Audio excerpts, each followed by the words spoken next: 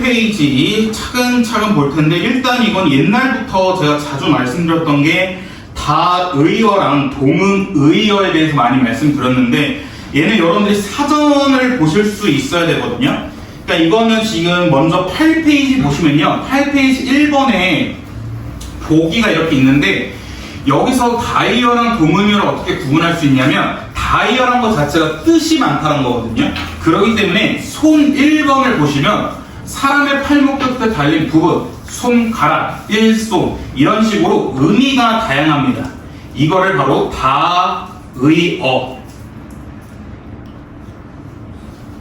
라고 하고요. 그다음에 손 1번과 손 2번은 발음은 동일한데 뜻이 달라요. 왜냐하면 손 1번은 팔목 끝에 달린 부분이고, 손 2번은 다른 곳에서 찾아온 사람, 여관이나 음식업 다니며 영업하는 장소에 찾아온 사람 등을 얘기하거든요. 그렇기 때문에 손 1번과 손 2번은 발음은 동일하지만 동음하지만 뜻이 다른 의어라고 합니다. 오케이? 그래서 일단 먼저 얘부터 알고 계셔야 돼요. 왜냐하면 이 단어의 의미 관계 했을 때는 이 다이어랑 동음이어가 그냥 정말 기본입니다. 그렇기 때문에 다이어란 것은 의미가 많은 이렇게 1, 2, 3의 단어의 의미를 얘기하고요. 동음이어는 말 그대로 발음은 동일하지만 뜻이 다른 손 1번과 손 2번처럼 이런 게 바로 동음이어다라는 걸 체크해 주셔야 됩니다. 오케이? 자, 그럼 다시 7페이지 오셔서요. 7페이지 먼저 짜투리부터 볼게요. 다시 한번 다이어랑 동음이어인데, 다이어는 원래부터 하나의 단어입니다. 원래부터 하나의 단어인데 얘가 의미적 유연성이 있습니다. 의미적 유연성이 의미가 많다라는 거예요. 그러니까 유연하다가 이렇게 의미가 자주 유연하다가 이렇게 잘 휘고 변화가 잘 된다는 거잖아요. 그렇기 때문에 다이어란 것은 한 가지 뜻만 고정적으로 갖고 있는 게 아니라 유연하게 여러 뜻을 가질 수 있다. 그래서 다이어는 의미적 유연성이 있다 하고요. 동음이어는 그냥 아예 다른 단어입니다. 그렇기 때문에 얘는 의미적 유연성이라는 것 자체가 없어요. 완전 다른 단어이기 때문에. 오케이?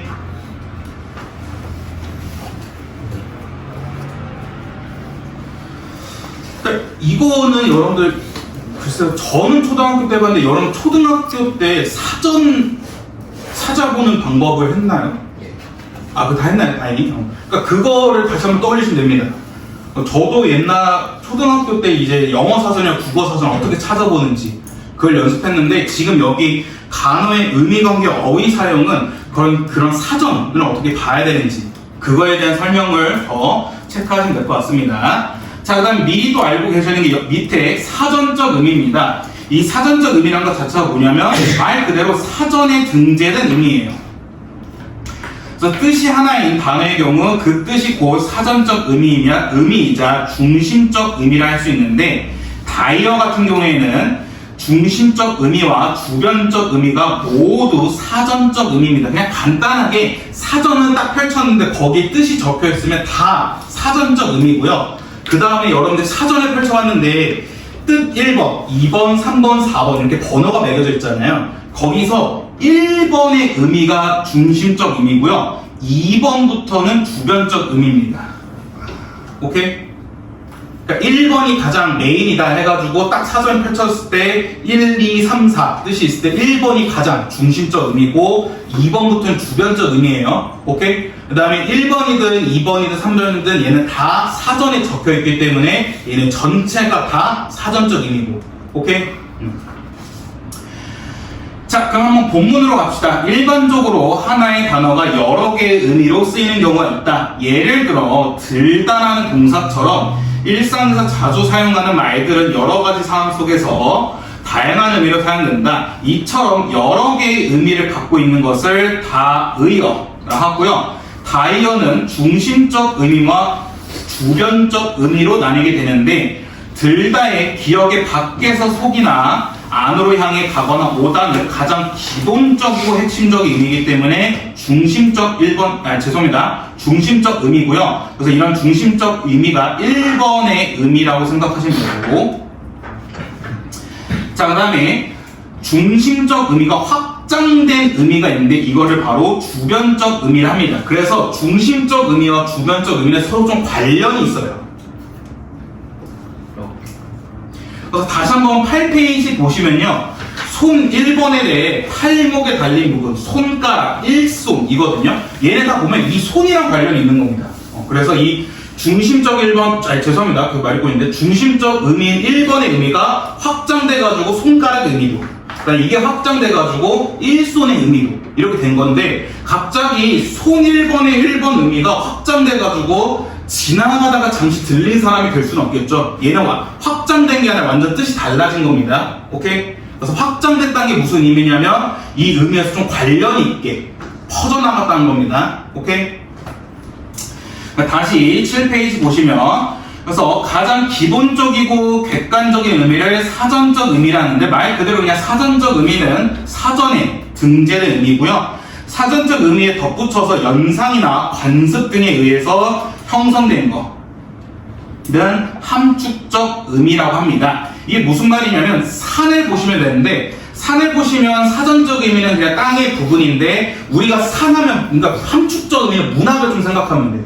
문학에서 산이 엄청 많다 하면 어떤 의미냐면, 그 산을 오르고 내리게 하기 때문에 좀 인생의 역경, 고난을 떠올릴 수 있거든요. 그래서 그런 식으로 고향에 대한 그리움 혹은 삶의 고난과 역경 등을 떠올릴 수 있는 거, 이거는 이제 함축적 의미인데, 그래서 얘는 연상이나 관습 등에 의해서 형성되기 때문에 얘는 좀 사회와 관련이 있습니다. 사회 문화. 왜냐면 프랑스인들한테 산은 고난과 역경이야 이러면 얘는 이해를 못해. 왜냐면 프랑스는 산이 없어. 예? 프랑스는 등산할 수 있는 산이 없어요. 걔네는 다 평지야. 그럴 수가 있어. 그래서 걔네가 축복받은 땅이라잖아. 와, 그게 진다고. 그래서 이거 좀 번의 이야기인데, 그래서 여러분도 혹시 그 영화 아시나? 아스타즈 거친 녀석들? 군인 나오는. 네, 군인들 나오는, 그게 좀 하나의 풍자 영어로 히틀러를 풍자한 영화가 있는데, 거기서 이제 그 연합군 첩자인 여배우가 있어요. 여배우가 이제 프랑스에서 연극을 하는 사람인데, 이 사람이 이제 그 어디였지? 오스트리아인가? 오스트리아에서 이제 어떤 시사회를 하게 돼가지고 갔는데, 이 사람이 어쩌다 총을 맞은 거야. 근데 자기가 첩자인 걸 숨기려고 여기 다리에 깁스를 하거든요. 깁스를 해가지고 이제 시사회를 갔는데, 그 독일 경찰이 그 시사회 여배우 보고 다리 어쩌다 다쳤어요? 했더니 그 여배우가 아무것도 모르고 등산하다 깝쳐가지고 이렇게 다쳤다 했더니, 그 독일 경찰이 되게 비웃으면서 이 새끼 말 하고 걔를 바로 체포합니다. 왜냐하면 프랑스는 등산할 수 있는 산이 없기 때문에. 그러니까 프랑스인들한테 우리가 산에 대해서, 산은 고난과 역경을 이러면 얘네는 이해를 못해. 왜냐면 얘네들이 생각하는 산은 기껏해 동산이야. 조그만 동산이야. 그냥 언덕배기 산이 그나마 산인데, 아니 그게 뭐가 힘들어? 그냥 산책길 아니야? 할 수 있는 건데, 우리나라 입장에서는 당장 인왕산 봐봐. 인왕산 올라오면 되게 힘들잖아. 그러니까 인왕산 가면 되게 땀 흘리고 해서 우리는 산이라는 게 고난과 역경인데, 프랑스인들한테 그게 아니라는 거죠. 그래서 좀 이런 연상이나 관습, 문화에 의해서 형성되는 게 바로 함축적 의미입니다. 오케이? 자, 그 다음에 밑에, 그래서 밑에 써있죠 또. 그래서 시와 같은 문학작품의 경우 주로 함축적 의미에 의지해서 창작한다 라는 거 체크하시면 될 것 같고요. 그 옆에 개념 플러스의 중심적 의미와 사전적 의미 좀 더 디테일하게 나와 있기 때문에 한번 보시면, 일단 중심적 의미와 사전적 의미는 서로 다른 개념입니다. 중요한 게 다른 의미가 아니라 그냥 다른 개념이란 거야. 왜냐면 사전적 의미라는 것은 중심적 의미부터 주변적 의미를 다 포괄하고 있는 거야. 왜냐면 사전에 등재된 것 전체이기 때문에. 근데 중심적 의미는 뭐였어? 1번의 의미만 있었다 했잖아. 오케이? 그러니까 얘는 서로 다른 건데, 그래서 중심적 의미가 확장되면 주변적 의미가 된다고 했는데, 그런데 주변적 의미가 자주 사용되어 사전에 등재될 정도이면 이러한 주변적 의미도 사전적 의미에 포함이 된다. 반면에 함축적 의미는 사전에 실리지 않습니다. 여러분 사전 검색해 보시면 거기에 이런 산의적 함축적 의미가 전혀 없어요. 오케이? 자, 그 다음 페이지 8페이지 봅시다. 8페이지. 한편 우리는 사람들이 하는 말만 듣고도 그 사람의 출신 지역, 사회적 지위, 교양 수준 등을 알 수 있다. 이렇게 말이 그것을 사용하는 사람의 사회적 환경과 관련되어 있는 의미를 전달할 때가 바로 사회적 의미다라는 거. 자, 그 다음에 9페이지 갑시다. 9페이지 보시면 또한 우리는 자신의 심리 상태나 상대에 관한 감정을 표현하기 위해 다양한 어조를 실어서 얘기를 할 때가 있답니다. 예를 들어 화자가 여보세요라는 말을 했을 때 심리 상태에 따라 그 어조 등이 달라지기 때문에 청자는 화자가 기분이 좋지 않구나, 무엇인가 아쉬운 것이 있나 보다 등 느낌을 주는 게 바로 정서적 의미입니다. 오케이? 그래서 예를 들어 보죠. 전화 받았을 때 너는 어떻게 해? 그냥 여보세요 이러잖아요. 근데 화가 났을 때는 여보세요 이러고 막 좀 이렇게 윽박지르는 식이 있는데 그게 이제 좀 자신의 정서가 들어갔다는 거죠. 오케이? 하고 뭐 예를 들어 보죠. 뭐 칭찬도 뭐 와 너 진짜 잘한다 했을 때는 그냥 칭찬이 있는데 비꼬고 싶을 때는 우와 너 진짜 잘한다 이런 식으로 비꼬아서 얘기할 수 있는 거. 그래서 이런 식으로 억양이나 어조를 실어서 얘기하는 게 바로 정서적 의미다라는 겁니다. 자, 그 밖에 주제적 의미나 반사적 의미가 있는데 주제적 의미란 것은 특별히 드러내고자 하는, 그래서 어순을 바꾸거나 특정 부분을 강조하는 거고요. 반사적 의미란 건 뭐냐면 그 뜻과는 전혀 관계없다는 겁니다.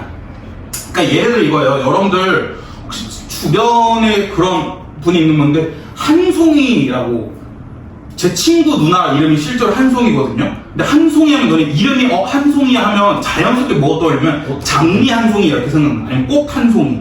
근데 한송이라는 이름과 장미, 꽃은 전혀 관련이 없잖아.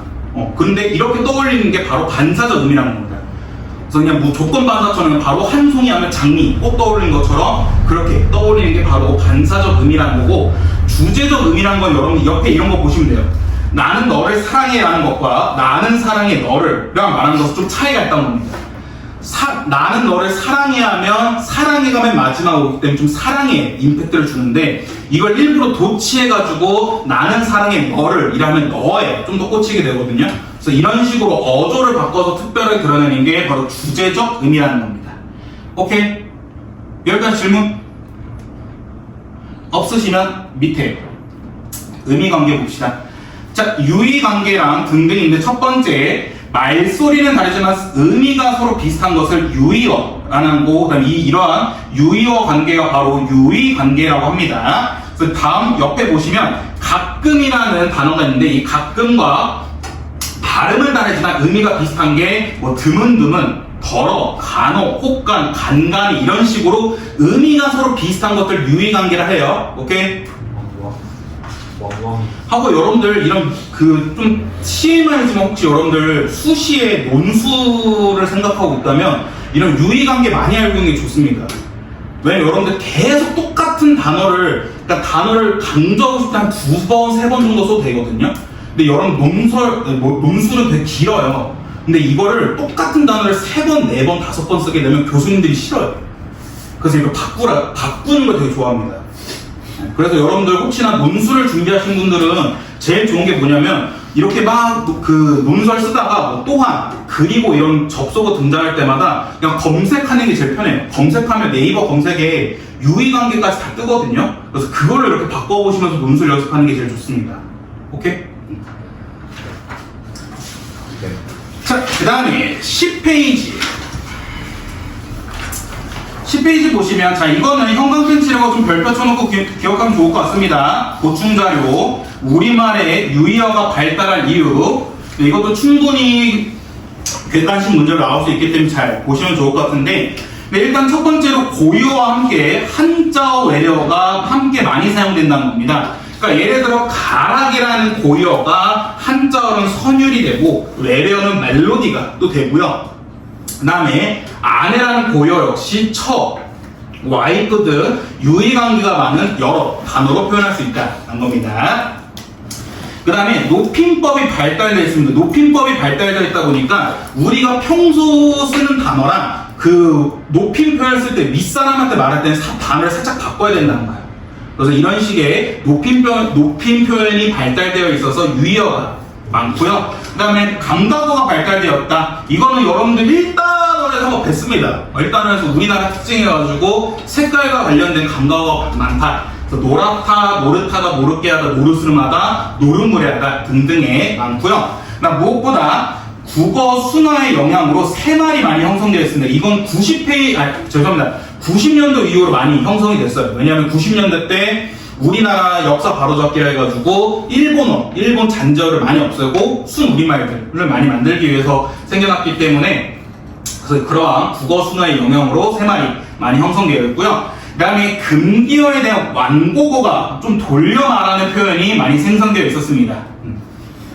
그래서 뭐 예를 들어 대표적인 죽다죠. 그래서 할아버지가 죽다라고 쓰지 않고 보통 할아버지가 돌아가시다 이런 식으로 좀 돌려서 완곡하게 말하는 게 표현이 있기 때문에 그래서 우리나라에는 유의어가 많이 발달되어 있다. 오케이? 자, 그 다음에 11페이지 11페이지 반의관계입니다. 반의관계 간단하죠? 네, 의미가 반대되는 겁니다. 이거를 반의관계라 하고요. 네, 여기서 조심하셔야 되는 게 반의어 같은 경우에는 한 가지만 달라야 됩니다. 그러니까 이걸 좀 별표적으로 기억해 두세요. 반의어는 한 가지 요소만 달라야 돼요. 그러니까 두 가지, 세 가지 이상이 달라지면 안 돼. 그러니까 이게 무슨 말이냐면 옆에 총각과 처녀야. 총각과 처녀는 반의관계야. 왜냐하면 얘네들은 딱 하나만 달라. 뭐냐면 둘 다 성인이란 공통점과 둘 다 결혼 안 했다는 공통점, 둘 다 인간이란 공통점이 있는데 딱 성별 하나만 다릅니다. 그렇기 때문에 이렇게 한 가지 요소만 다른 게 바로 반의관계가 형성된다는 겁니다. 오케이? 그래서 예를 들어 총각이랑 아줌마는 반의관계 아니야. 왜냐면 총각은 결혼 안 한 것도 있는데 결혼 안 했는데 보통 아줌마는 결혼한 사람을 얘기하거든요. 그렇기 때문에 아줌마는 성별도 다르고 결혼 요소도 달라. 그래서 얘는 두 가지 요소가 다르기 때문에 총각과 아줌마는 반의관계가 아니야. 오케이? 자, 그 다음에 밑에 상하관계입니다. 상하관계는 말 그대로 다른 쪽을 포함하거나 다른 쪽에 포함되는 식의 관계를 상하관계를 하고요. 이때 포함하는 단어를 상이어, 포함되는 단어를 하위어라는데 예를 들어 직업과 작가에서는 직업이 포함하는 상이어고 작가가 포함되는 하위어이다 라는 거. 오케이?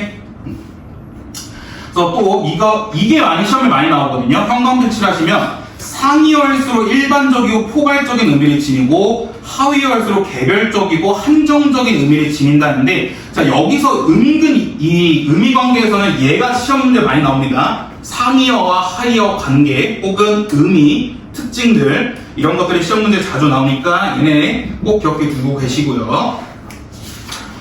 자, 그 다음 페이지 12페이지 보시면 10페이지에 여기 중간에 다이어의 경우 보시면 다이어의 경우 여러 개의 단어와 반의관계를 형성하기 때문에 문맥에 따라 적절한 반의어를 선택할 수 있어야 된다는 겁니다. 왜냐하면 뜻이 여러 개다 보니까 서로 요소가 다른 게 많다는 겁니다. 그래서 예를 들어 뛰다죠. 뛰다는 걷다, 내리다, 멈추다 등의 여러 반의어가 있기 때문에 적절하게 잘 골라야 된다는 겁니다. 오케이? 그다음 맨 마지막 또 상하관계에서도 뭐가 나오냐면 상이어가 가지는 특징은 하위어는 자동적으로 가진다는 것도 잘 체크해 두시면 될 것 같아요. 하나도 안 어렵죠? 자, 그 다음에 13페이지 학습활동. 학습활동 여기 중간에 이거 한 번만 좀 체크하시면 좋을 것 같아요. 벌써. 그러니까 이게 뭐냐면 상점의 문은 벌써 닫혀있다. 많은 사람들이 벌써 집으로 돌아갔다. 얘는 의미가 파악할 수 있어. 근데 그 친구도 벌써 어린이가 아니다. 얘는 좀 어색해. 근데 어색해서 얘는 아니지 않나 했더니 뭐라 돼 있냐면 국립국어에서 뭐라 했냐면 벌써를 의미 오래 전에라는 의미로 쓰이게 된다면 이런 표현이 쓸 수 있다는 겁니다. 오케이? 그래서 다만 이 표현보다는 그 친구는 이미 어린아이가 아니다라는 표현이 더 자연스러운데 문제는 두 표현 모두 문법적으로 문제는 없다는 겁니다. 오케이? 자, 그 다음에 14페이지 14페이지 4번의 이 손의 의미, 중심적 의미와 주변적 의미와 관련된 문제인데요. 여기 2번 보시면 신체의 일부를 나타내는 기본적인 의미에서 손을 자주 사용하는 영역의 일들까지 점점 추상화되는 과정이 바로 의미가 확대되는 과정이라는 겁니다. 오케이? 그래서 중심적 의미에서 주변적 의미로 의미가 확장되는 과정이란 게 정확하게 무엇이냐? 기본적인 의미에서 이 손이라는 단어를 주로 사용하는 영역들까지 추상화되는 게 바로 확대되는 과정이다 라는 겁니다. 오케이? 자, 여기까지 질문 와우.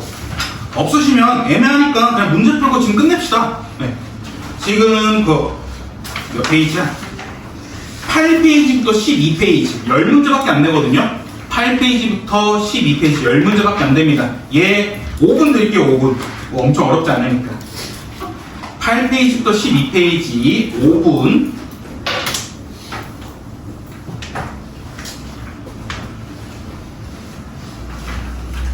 조금만.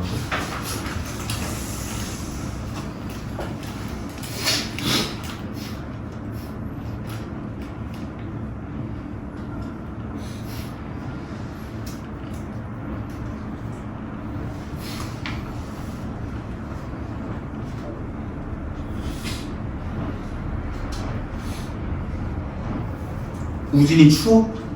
아니요? 반팔 쳐 입지 마. 안 춥다고 병신아.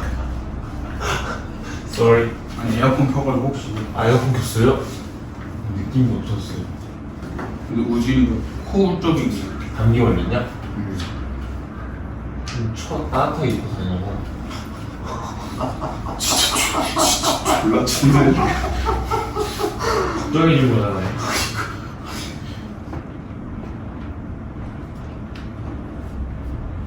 우진이 설렜겠다. 아니요. 그 정도 다시는.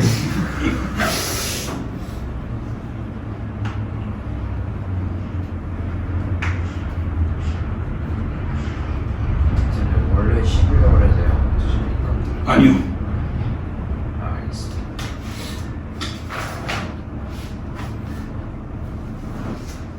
내가 작년 사진을 봤는데 10월 중순까지 그냥 반팔 입다가 10월 말부터는 긴팔 입고 다니더라고. 하고 심지어 학생들은 10월 말부터 패딩을 껴입고 있고. 그래서 확실히 벌써 패딩을 좀. 입장. 너 입었잖아. 너 화요일에 입은 거 아니었어? 그냥 좀 뒤에는 안 맞았어요. 좀까지 안 맞았어요. 역시 한국말은 끝까지 들어가야 돼.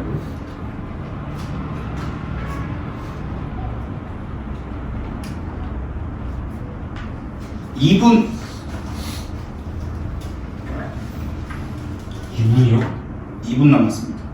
맞아요. 개집이 여자를 낮잡아야 되는 거예요. 한자 아니에요, 개집? 여가 한자고요. 계집은 우리말이죠.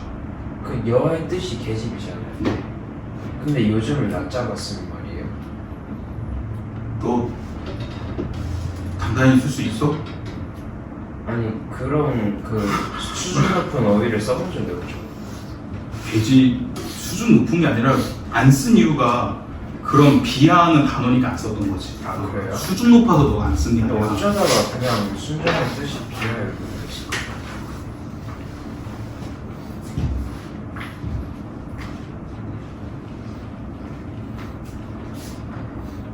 왜냐면 화나지 않을까? 누가 우리 엄마한테 이 개집이? 이러면 오호. 이런 새끼가 하면서 어감 때문에 그렇게 된 건가? 왜 그런 거지?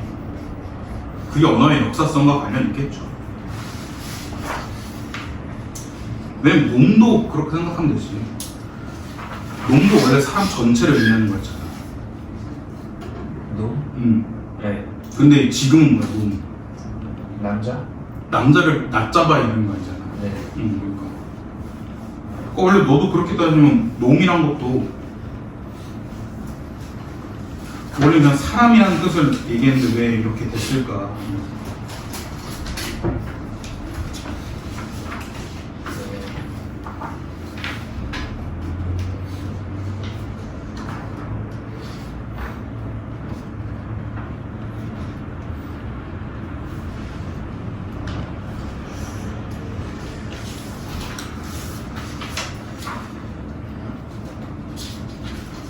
자, 채점합시다.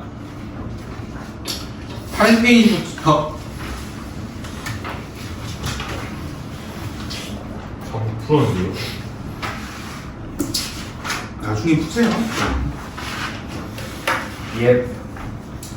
자, 8페이지부터 8페이지 1번에 3, 2번에 1, 3번에는 다이어는 의미적 연관성이 있지만 동음이어는 단어의 형태는 일치하지만 의미적 연관성이 없다 라고 쓰시면 되고요. 그 다음에 10페이지 4번에 1번, 5번에 2번, 6번에 3번이었고요. 그 다음에 12페이지 7번에 1번, 8번에 4번, 9번에 1번, 10번에 상대적이었습니다. 네. 뒷페이지를 잠깐. 네, 이건 그냥 빠르게 그냥 제가 혼자 설명 쭉 드리면서 넘어가고 할게요. 자, 일단 8페이지 보시면요. 1번에 손 02에 1, 2, 3은 손 01에서 확장된 게 아니죠. 네, 이거는 중심적 의미와 주변적 의미가 아니기 때문에 확장되면 안 되고요.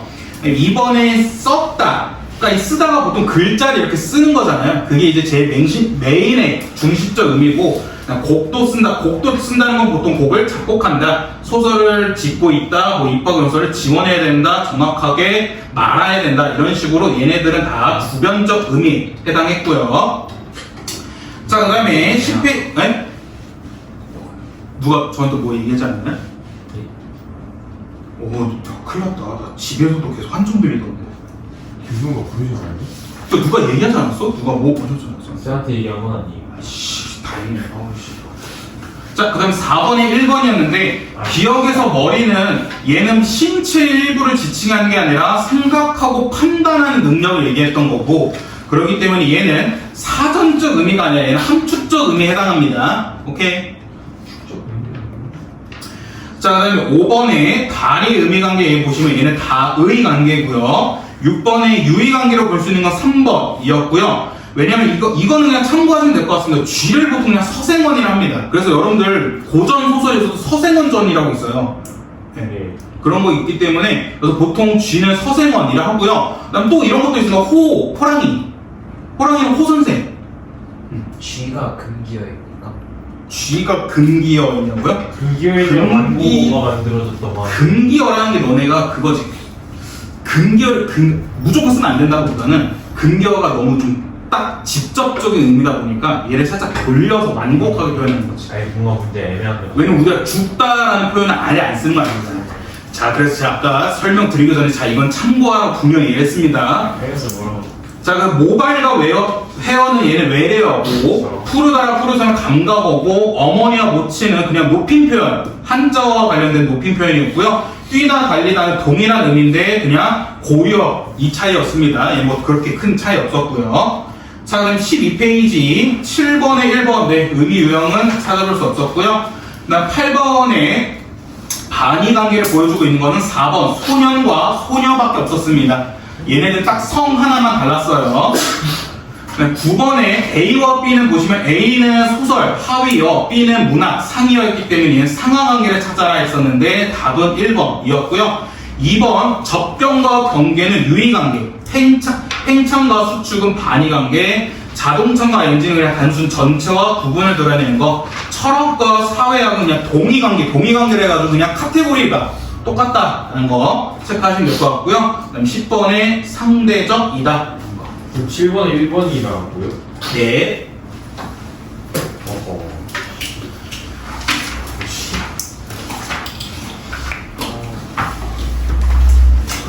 자, 그래서 옆에 15페이지 있는데 이거는 그냥 여러분들이 한번 해보세요. 복습할 겸. 뭐 이것까지는 뭐 할 거 없을 것 같고요.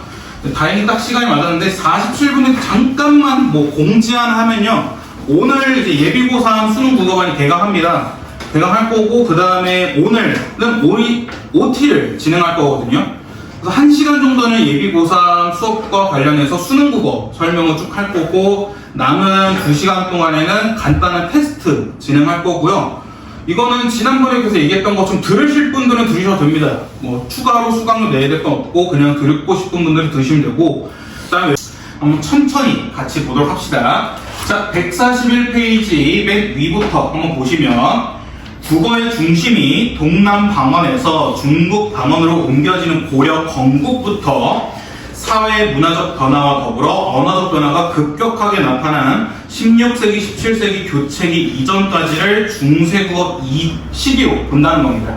그래서 여러분들 이 정도는 참고하고 계세요. 여기 중세국어라는 시즌이 언제냐? 고려 건국부터 16세기, 17세기 교체기 이전까지를 중세국어 시기라고 보는 거고요. 중세국어 일단 가장 중요한 포인트는 바로 훈민정음입니다. 훈민정음이 창조되면서 한글로 기록된 문헌 자료가 많이 나온 시기를 기점으로 전기 중세국어와 후기 중세국어를 구분하고요. 대략 10세기부터 15세기 중까지를 전기, 15세기 중부터 16세기 말까지를 후기로 보는 게 일반적이다라는 거 참고하시면 될 것 같고, 혹시나 다시 한번 얘기하면 훈민정음 창제는 1443년이고요. 혹시 연도로도 나올 수 있으니까, 그 다음에 1446년이 반포의 연도였습니다. 혹시나 연도로도 나올 수 있으니까 참고하고 계시고요. 자, 141페이지 의문 파트부터 보시면요. 중세국어에 당연히 의문이 있는데, 일단 현대국어보다는 의문이 더 많습니다. 왜냐면 여러분들 1학년 때 배웠던 거 기억해 보시면, 중세국어 때 쓰였지만 현대국어에 안 쓰이는 의문이 총 4가지 정도가 있었거든요. 그렇기 때문에 현대국어가 더 의문의 수는 적었는데, 일단 차근차근 보시면 첫 번째, 된소리 계열이 생겼다는 점입니다. 근데 이거를 여러분들 조심하시는 게 뭐가 좋냐면, 그러면 중세국어 이전까지는 뭐 신라시대 혹은 신라 말까지는 된소리가 없었냐? 아닙니다. 고대 국어에서도 된소리가 있긴 있었어요. 근데 대신 된소리가 있긴 했었는데 의문의 역할을 하지 못했습니다. 의문의 역할이 뭐였냐면 의미 구별해주는 거였거든요. 의미 구별해주는 의문의 역할을 전혀 하고 있지 않았기 때문에, 그래서 중세국어 때는 고대 국어, 죄송합니다. 의문의 역할을 전혀 하지 못했기 때문에 고대 국어 때는 된소리를 의문을 안 쳤습니다. 오케이? 그래서 일단은 의문, 중세국어 때 된소리가 의문으로 이제 자리 잡았다는 것이 바로 된소리 계열이 됐다는 거고요. 그 다음에 유성 마찰음이라는 순경음 비읍과 반치음이 쓰였다는 겁니다. 일단 여러분들 마찰음이 뭐였냐면 음음 파트에서 마찰음이 시옷과 히읗 같은 거였거든요. 근데 얘네는 안 울림 소리였어요. 무성음이었거든. 왜냐면 자음에서 유성음은 딱 비음과 유음밖에 없었습니다. 근데 중세국어 때는 울림이 있는 마찰음이 있었는데 그게 바로 순경음 비읍과 반치음이었다는 겁니다. 순경음 비음은 어떻게 발음하냐면 좀 사람마다 좀 학자들마다 얘기가 다른데 그냥 비읍보다 살짝 약하게 발음하는 게 순경음 비음이라 하고요. 그 다음에 이 반치음 세모 모양은 딱 간단합니다. 영어 Z 생각하시면 돼요. Z 발음이 바로 이 반치음의 발음입니다. 오케이? 자, 그 다음에 점차 아래아가 소멸되기 시작했고 그랬는데도 모음조화는 여전히 잘 지켜졌습니다. 그 다음에 또 성조가 있었다는 점. 그래서 여기 이 세 줄을 별표 쳐놓고 잘 기억해 두세요. 중세국어의 의문적 특징입니다. 첫 번째, 된소리 계열이 생겨났고 유성 마찰음이 쓰였고 아래아가 소멸되기 시작했지만 모음조화는 여전히 잘 지켜줬고 그 다음에 성조가 있었다는 점 잘 기억해 두시고 좋을 것 같고요. 자, 그 다음에 먼저 된소리의 발달이라는 게 무엇이냐 했더니 이제 우리나라에서도 예사소리, 거센소리, 된소리의 체계가 잘 잡혔다는 거고 그 다음에 현대국어에서 볼 수 없는 이 순경음 비읍과 반치음 소리가 이 시기에는 사용되었다라는 건데 이 소리는 근대국어까지 이어지지 않고요. 그 전에 소멸의 길을 걸었습니다. 그래서 옆에 보시면 이렇게 간단하게 나와 있는데 15세기부터 순경음 비읍은 어떻게 바뀌었냐면요. 순경음 비읍은 오나 우로 바뀌었습니다. 얘는 보통 오나 우로 바뀌었고요. 반치음 같은 경우에는 그냥 아예 소멸됐어요. 일단 순경음 비읍 같은 경우에는 오나 우로 바뀌겠는데 이 반치음이라는 발음 자체는 아예 없어졌습니다. 그래서 이응으로 바뀌었다 하는데 근데 여러분 그때 얘기했던 거 초성에 있는 이응은 형식상 이응이 됐었죠. 얘는 음운의 특징을 못 가진 됐습니다. 그래서 반치음이라는 건 아예 없어졌어요. 오케이? 자, 그 다음에 이거는 그냥 참고만 하시면 될 것 같은데 아까도 말씀드렸던 것처럼 여러분들 학교 프린트에 나오는 그 참고 문법 참고 자료에 뭐라 되어 있냐면 순경음 비읍과 반치음은 여전히 경상도 방언에서 볼 수 있습니다.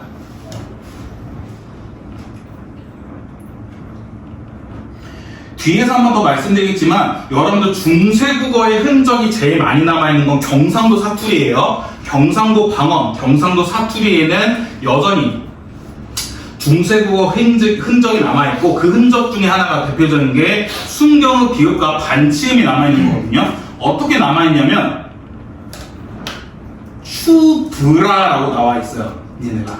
그러니까 우리가 원래는 추워라 하거든요. 아이고 추워라 이러잖아요. 근데 이렇게 한 이유가 뭐냐면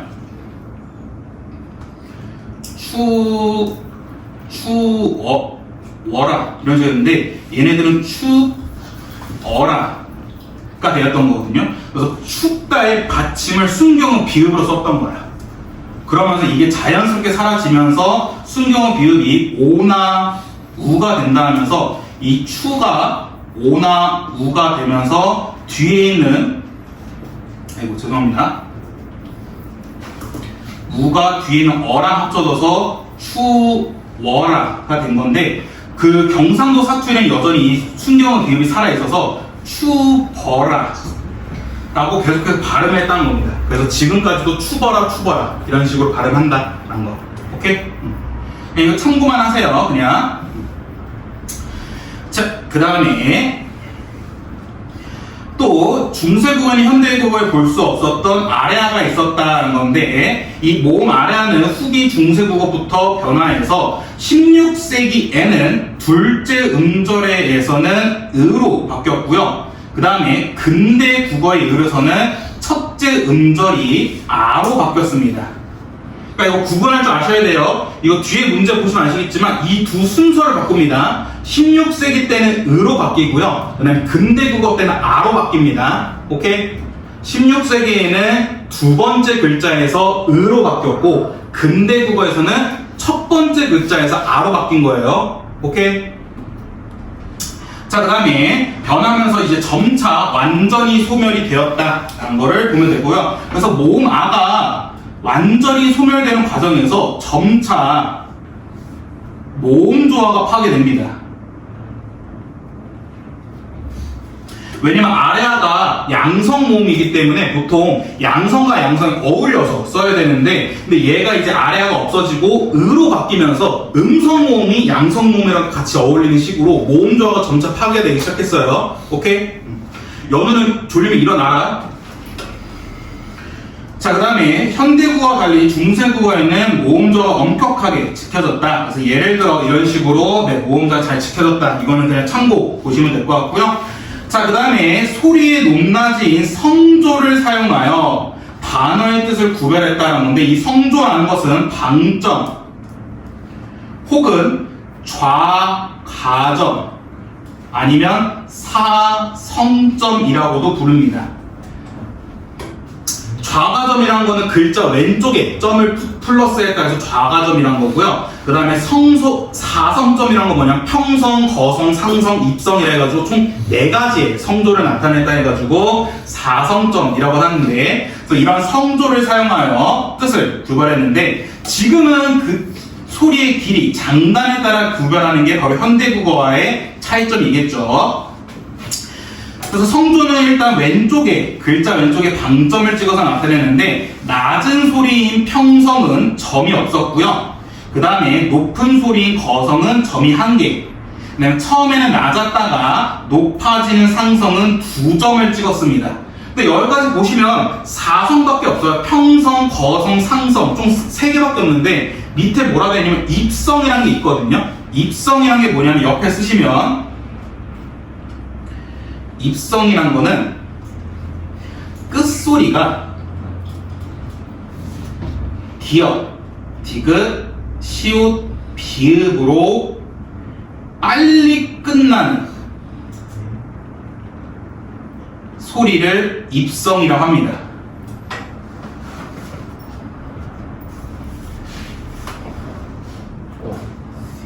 남 닦으려고. 그거 야, 그거 그거는 예서 소리, 거센 소리 그거고. 그러니까 입성이라는 게 뭐냐면 여러분들 이렇게 생각하면 돼요. 여러분들 이거를 길게 발음해봐. 아니 각이랑 발음 살려야지. 지금 방금 유진이 한 건 가였고 얘를 끝까지 최대한 길게 발음해봐.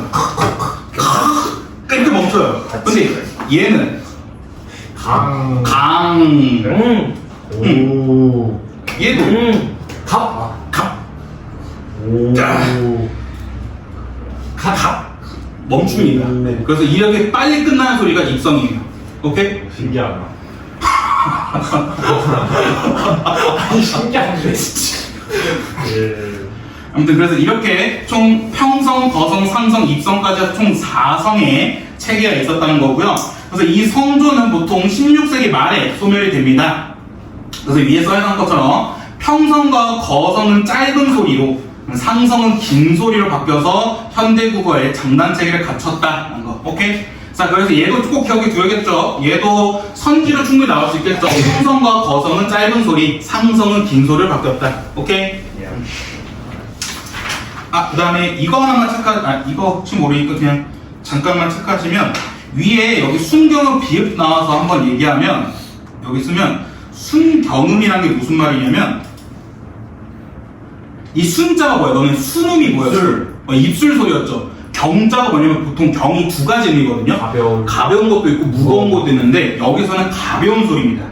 그래서 입술 소리 중에서도 입술 가벼운 소리를 순경음이라 해요. 혹시나 해서 말씀드립니다. 그냥. 네.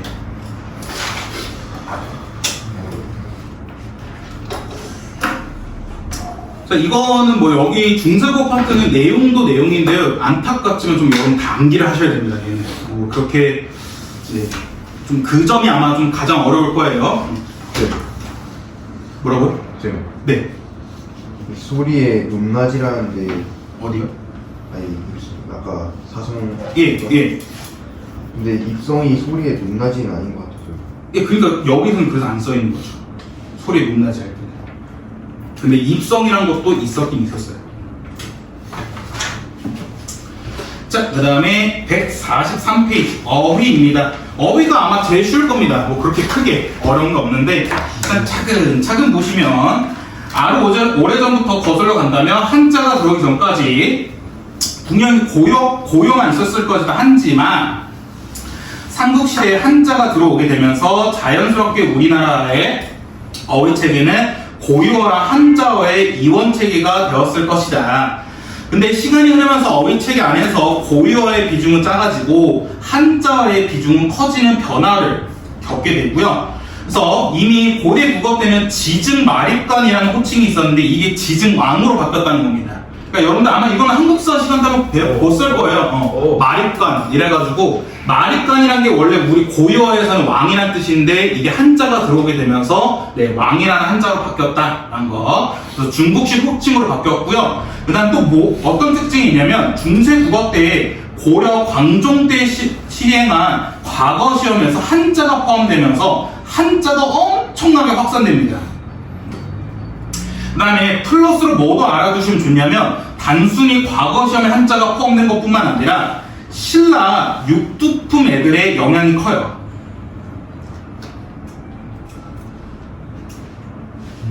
아마 여러분들 한국사 들어보시면 아시겠지만 신라는 그 계급체가 딱 나눠져 있었잖아요. 그 중에 육두품 애들이 있었는데 육두품 애들은 그 신분이 거의 낮은 애들이어가지고 얘네는 높은 직책을 못 맡았어요. 그래서 얘네가 다 어디 갔냐면 보통 당나라로 유학을 갔습니다.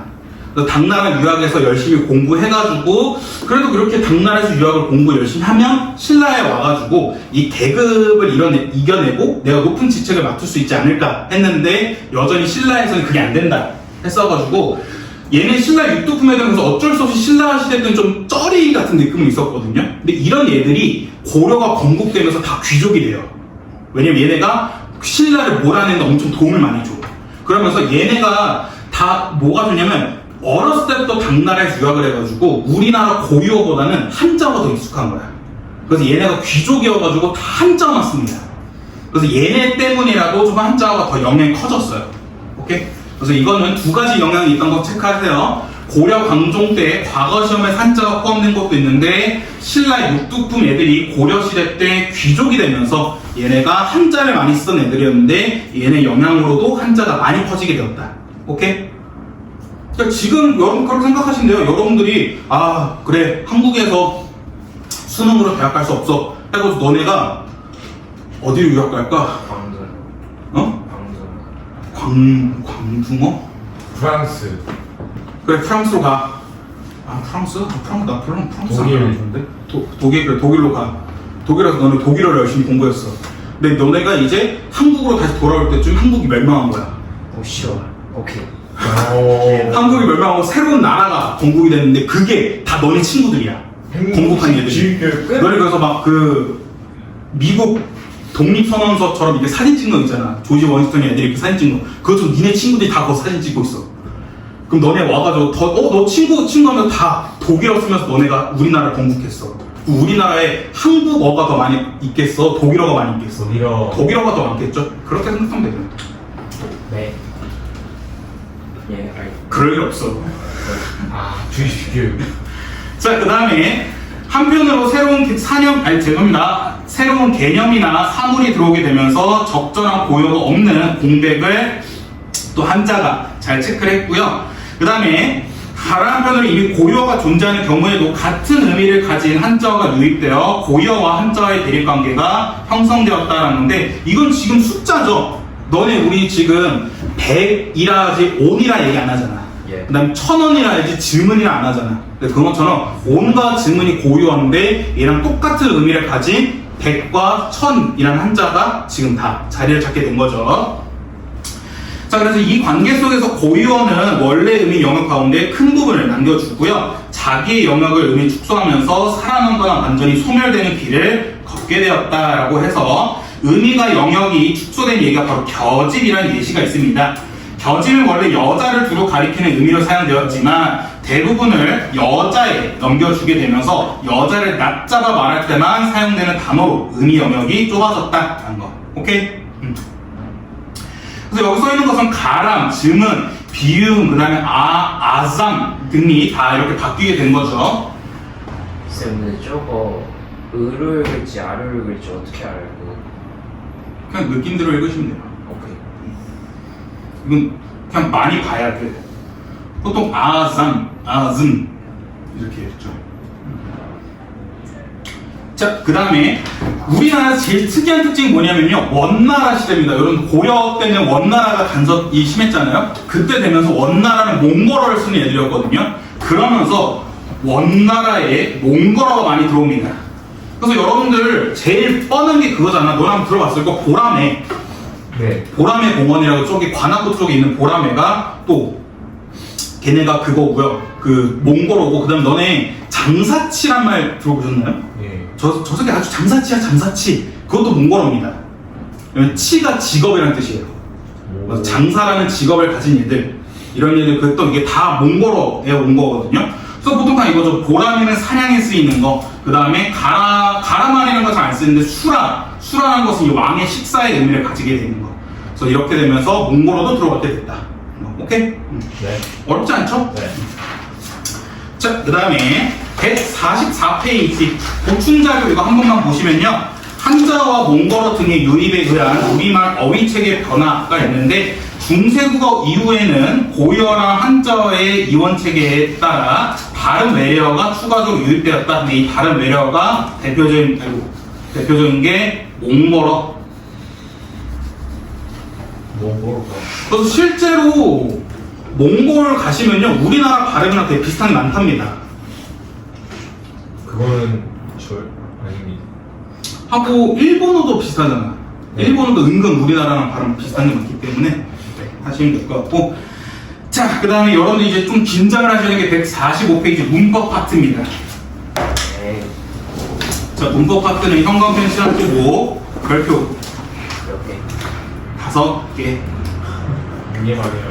자꾸 약분이 안 되게. 너무. 아닙니다. 가시죠. 저는 소수를 좋아합니다. 어? 설마 그 발언은 마이너리티. 아니, 소수 2, 3, 5, 7, 11, 13, 17 이런 것들. 아시네요.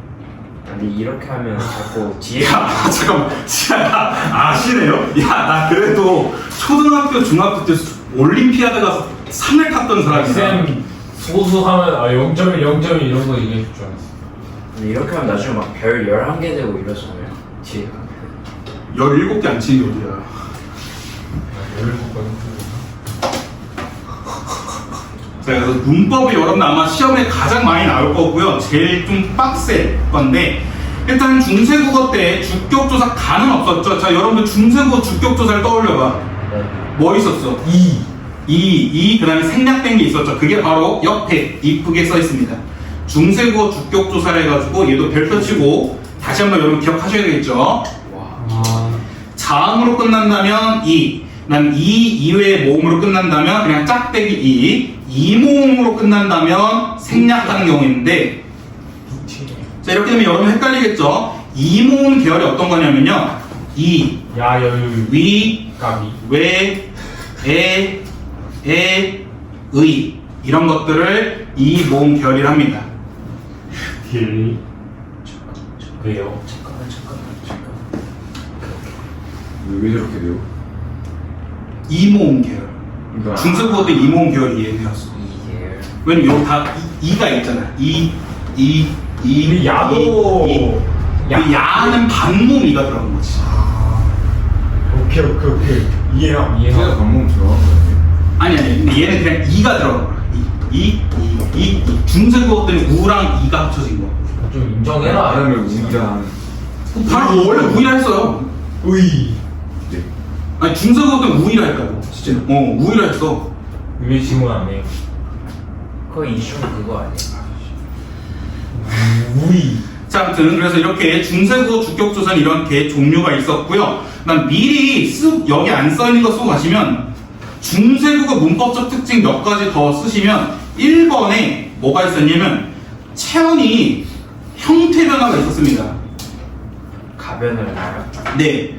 체언이라는 건 원래 형태가 변하면 안 되는 불변화인데 중세국어 때는 얘가 형태가 바뀌는 가변화가 있습니다. 그가 이제 대표적인 게 희은 종성 체언이라고 있습니다. 개판은. 그래서 중세국어 때는 체언의 형태 변화가 있었고요. 그다음 두 번째, 아파에서 봤던 것처럼 여전히 모음 조화는 잘 지켜졌어요. 제가 몸 좋아 외우는 거 따로. 자, 그 다음에 쓸데없는 거? 야 그거 몇 시간에. 자, 그 다음에 이제 이렇게 두 가지 종류를 또 보시면 되고, 그 다음에 이제 높임 표현 좀 더 보시면, 자, 이게 좀 여러분 많이 생소할 겁니다. 높임 표현은 선어말 가나다라 마무사 안차스 파트파 선어말 어미에 의해 실현됐는데, 그러니까 지금 우리가 알고 있기엔 주체 높임은 선어말 어미 시가 있었잖아요. 네. 근데 객체 높임은 없죠 지금. 상대 높임도 없죠. 선어말은 없었는데 중세국어 때는 다 있었습니다. 그래서 일단 주체 높임은 간단합니다. 지금 우리가 쓰는 것처럼 뭐뭐 시를 쓰면 주체 높임이 있었고요. 그다음 객체 높임 없이 습 이런 거 같은 객체 높임이 선어말 어미가 있었고, 상대 높임 없이 이라는 상대 높임 선어말 어미가 있었습니다. 아하. 근데 일단 객체 높임은 당연히 선어말 어미가 사라졌고요. 상대 높임법 역시 선어말 어미에서 했던 게 이제 어말 어미. 어말 어미가 다른 말은 종결 표현이었죠. 종결 어미, 종결 표현에 의해서 표현되는 게 바로 상대 높임법이다 라는 거. 오케이? 여기까지만 보면 참 쉽겠죠. 근데 일단 중세국어 문법, 특히 중세국어 높임 표현이 시험 범위 들어가게 되면 시험 문제 가장 많은 게 바로 이 객체 높임법입니다. 객체 높임법이 가장 시험에 많이 나오고요. 저희도요? 네. 어느 학교 가든 다 무조건 이게 제일 많이 나옵니다. 그 그래서 이거는 어떻게 보시냐면 여러분들 그 학교 프린트 드렸죠? 이게 1학년 애들 이번에 학교 프린트 받은 건데 여기 보시면 객체 높임이 그냥 습을 막 쓰는 게 아니라 어쩔 때는 습을 쓰고 어쩔 때는 즙을 쓰고 어쩔 때는 즙을 씁니다. 장인가. 또 심지어 뒤에가 자음이 왔을 때는 그냥 비읍을 쓰는데 뒤에가 모음이 올 경우에는 순경어 비읍을 씁니다. 그러니까 조건이 많아요. 그래서 객체 높임은 이거 학교에서 객체 높임 좀 쉽게 출제해야지 그럼 이 표를 그냥 주고요. 근데 만약에 아니 이번에 객체 높임 그냥 무조건 100점 방지용으로 출제한다. 애들 조져버린 다음에 이 표를 안 줍니다. 그러니까 이 표는 외우고 계셔야 돼요. 이렇게 표를 보면 너무 힘들잖아요. 표가 너무 더럽게 만드셨어요. 그래서 이렇게 이쁘게 만드는 게 바로 이 표입니다. 오. 이거 여기 뒤에 붙여주시지. 참 Who did it? 아쉽네요. Whose word? 그런 아쉬운 점이 있네. 자, 어떻게 보면 되냐면, 자, 예를 들어서 막다라는 게 있는데, 막다 보시면, 막, 지금 기억이라는 받침으로 끝났죠. 네. 그 다음에, 거라는 기억이라는 또 자음으로 시작합니다. 네. 오케이? 일단 분석하면 이렇게 볼 수 있죠. 그렇기 때문에, 앞에 자음이, 앞에 받침이 기억이기 때문에, 습을 써야 되고요. 네. 근데, 뒤에가 자음이 왔기 때문에, 순경은 비읍이 아니라 그냥 비읍을 쓰면 돼요. 오케이. 두 가리? 쌉. S. 그 다음에 독을 보시면 얘는 비읍으로 끝났죠. 비읍 받침으로 끝났는데 은이라는 식으로 지금 모음으로 시작해. 그렇기 때문에 얘도 비읍이기 때문에 습을 써야 되는데 뒤에가 모음이 와서 순경은 비읍을 쓴 거야. 쌤 설마 저 연음입니까? 예, 이어적기. 중성어도 원래 다 이어적기 있잖아요. 와. 오케이? 아, 다 좋은데 왜 이렇게 안 붙여주셨어요? 저 때도 연음할 줄 알았어요. 이때 원래 이어적기였다니까, 중세국어 때. 끊어서 하는 게 없지 않았어요? 네. 하고 또 봐봐. 듣잡게 보시면 듣다 비읍으로 끝났죠? 그 다음에 기억이라는 자음이 또 뒤로 시작하기 때문에 디귿이기 때문에 즙을 써야 되는데 자음으로 첫 소리가 시작하기 때문에 그냥 비읍을 쓰는 거. 할 수 있을 것 같아. 그 다음에 잡아 보시면 이라는 디귿 받침으로 끝났는데 아라는 모음으로 시작해. 그렇기 때문에 얘도 집 중에서도 순경은 비읍을 쓴 집. 오케이? 그 다음에 맨 마지막 얘는 지금 오여서 모음으로 시작하잖아. 모음으로 끝났잖아. 개 자음이고. 그래서 얘는 모음이기 때문에 반치음인 즙. 근데 자음이기 때문에 그냥 비읍. 가차바 역시 모음이고 모음이야. 그렇기 때문에 반치음 즙의 순경은 비읍. 네, 니은, 미음, 니을도. 네, 미음, 니은, 리을도. 울림소리. 네. 오케이. 그래서 이거 근데 나는 개인적으로 언제나 이런 방법이 너무 싫어. 그냥 외우면 되잖아. 아니면 이걸 그냥 사진으로 찍어서 머리를 기억하면 되고 있잖아. 이걸 왜 굳이 이딴 방식을 써서 그래서 저는 개인적으로 싫어하는데 일단 얘네 맨 마지막 반치음 쓰는 건 울림 소리일 때는 반치음 쓰면 되고요.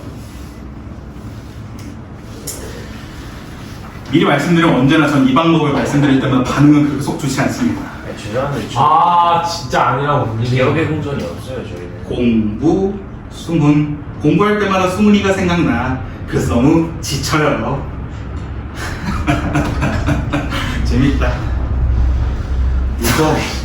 웃으라고. 물게 맞지 않겠노? 공부할 때마다 수문이가 생각나요. 기억, 비역, 시역, 힘. 그래서 너무 지친다. 드즈츠. 근데 이거 좀 연구해보셨어요? 어떤 다른 더 좋은 게 있을지? 자존심 상해가지고 전혀 연구 안 했어요. 잘했어요. 사승현 쌤 얼굴 프린트해서 스카하고 붙여놨네. 저거 그 톡방을 좀 보내주세요.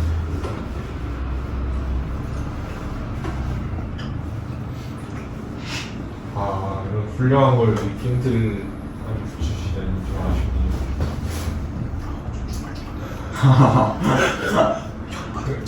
유진 이렇게 좋아하냐? 쌤 근데 그 너무 저거 좋아하는데. 쉼표 의로 읽을지 아로 읽을지 시대에 따라 다르다고 했잖아요. 쉼표가 저 그 모음 쉼표. 아래야. 이거 그 시기에 따라 달랐잖아요. 네. 근데 그 혼용도 한 거예요. 근데 원래 혼용이 더 많았어요. 아 쉣. 왜냐면 야, 지금 생각하면 지금이야 이렇게 쓰면 안 됩니다라고 다. 예를 들어 그거잖아. 너네 효과 발음 어떻게 해야 돼? 효과. 효과. 효과인데 이제 효과도 돼. 네. 근데 이걸 누가 공표해주지 않았잖아. 네. 아, 근데 누가 공표를 해줘도 그렇게 사람들이 모르는데 중세는 누가 어떻게 공표를 해? 와, 진짜. 세종대왕님이 한 명 찾아가지고 이제 아래하는 두 번째 글자에서 의로 쓰고 첫 번째 글자 아로 써 이렇게 어떻게 말이야. 아 진짜 세종대왕. 너무 이거 읽을 때마다 너무 좋아. 오케이. 네. 자, 그 다음에 플러스로 또 뭐가 있었냐면 옆에 옆에 쓰면 안 돼. 그럼 위에 써야겠다. 위에 뭐가 있냐면 높임을 나타내는 높임 폭격 조사가 따로 있었습니다. 하가 있었어요. 하. 근데 이거는 지금 그냥 이시어라고 생각하면 편해요. 그래서 여러분들 임금을 부를 때 임금 이시어를 하는 건데 이걸 중세국어로 바꾸면 임금 하가 됩니다. 임금 하. 뭔가 좀 더 같이 그래서 높임 표현에는 선어말 어미에 실현되는 것도 있었는데 높임을 나타내는 혹격조사 하도 있었다라는 거 체크하시면 될 것 같고, 자 그 다음에 이제는 쉽습니다. 높임 표현이 제일 어렵고요. 그 다음에 제일 쉬워요. 그 다음에 시간 표현인데 시간 표현 간단해요. 시간 표현 지금이랑 엄청 비슷합니다. 시간 표현의 경우 현재 시제 지금 나타낼 때 뭐뭐 는 쓰잖아요. 예. 똑같습니다. 중세국어 때도 뭐뭐 는을 썼고요. 그 다음에 지금도 형용사에는 특별한 어가 안 붙었잖아. 네. 그래서 중세 때도 형용사는 특별하게 뭐 붙지가 않았습니다. 현재 시제 나타낼 때는. 오케이? 그 다음에 근데 좀 특이한 게 살짝 재밌는 게 뭐냐면요. 과거 시제거든요. 과거 시제는 선어말에 어시 없었어요. 그럼 옛날 중세국어에서 과거 시 어떻게 됐느냐? 그냥 결합도시 표현했습니다. 그럼 뭔 소리예요? 그냥 예를 들어 먹다 과거로 지금 나타내면 어떻게 해야 돼? 먹다. 먹었다가 되잖아. 근데 중세국어 때는 먹다가 그냥 과거야. 기본형이 과거입니다. 미래는 있어요. 네. 그래서 기본형이 그냥 과거입니다. 오케이? 네. 그다음에 어디였어? 미래 없었군요. 그 다음에 니는 미래시 나타내는 겁니다. 지금이랑 똑같죠? 네. 공부하리다 라는 식으로. 좀 그 약간 문학에서 쓸 것 같아요. 그래서 중세국어 때도 미래시에 니를 썼습니다. 근데 중세국어 때는 get은 아직 발달되지 않았기 때문에 니를 썼고요. 그 다음에 우리 과거 시제 배울 때 그거 있었어. 회상을 나타내는 의미는 뭐뭐 더를 쓴댔거든요. 네. 중세 때도 똑같습니다. 회상을 나타낼 때 뭐뭐 더를 썼어요. 오케이? 근데 이 더는 회상의 의미도 있었지만 형용사에서 형용사 과거 시제를 나타낼 때 뭐뭐 더를 썼어요. 현재랑 과거랑 같다는 거예요? 표현이? 그게 아니에요? 현재 시제에 뭐뭐 는을 썼다. 지금을 살아. 근데 과거는 아무것도 안 썼다. 예. 그럼 먹는다 먹는다는 현재고 현재 먹다가 과거고 먹리다 혹은 먹으리다 이게 미래고. 오케이? 네. 쉽네요. 그럼 내가 밥 먹어라고 하면 밥 먹으면 과거지. 중세로 따지면. 그럼 그거를 현재형으로 어떻게 먹어요? 밥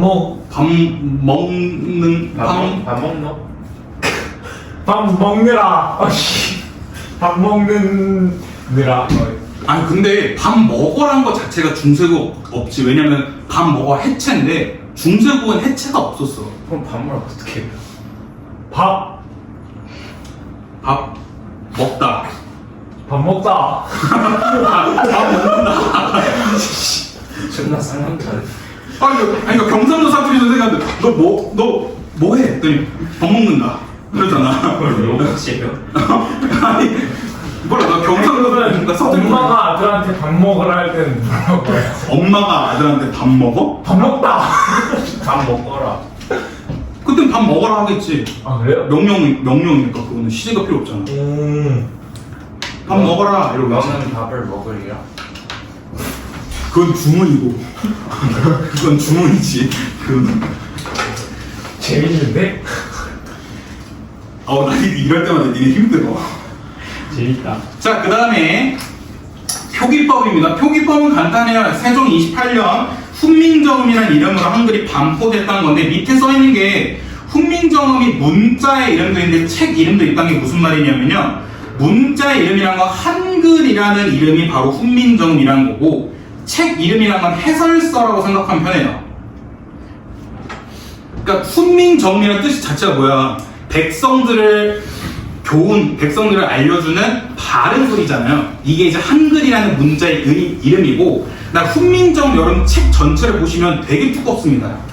그럼 보시면 앞에는 기역, 니은, 디귿, 리을 이런 걸 얘기해주고, 그 다음에 기역은 어떤 글자, 니은은 어떤 글자라고 뒤에 해설이 엄청 길게 붙어 있어요. 그게 훈민정음이라는 책이야. 오케이? 자, 근데 우리나라에서 표기법으로 채택된 거는 음소적 원리랑 음절적 원리가 있는데 이거 그냥 어렵게 생각할 필요 없이 둘 다 이어적기입니다.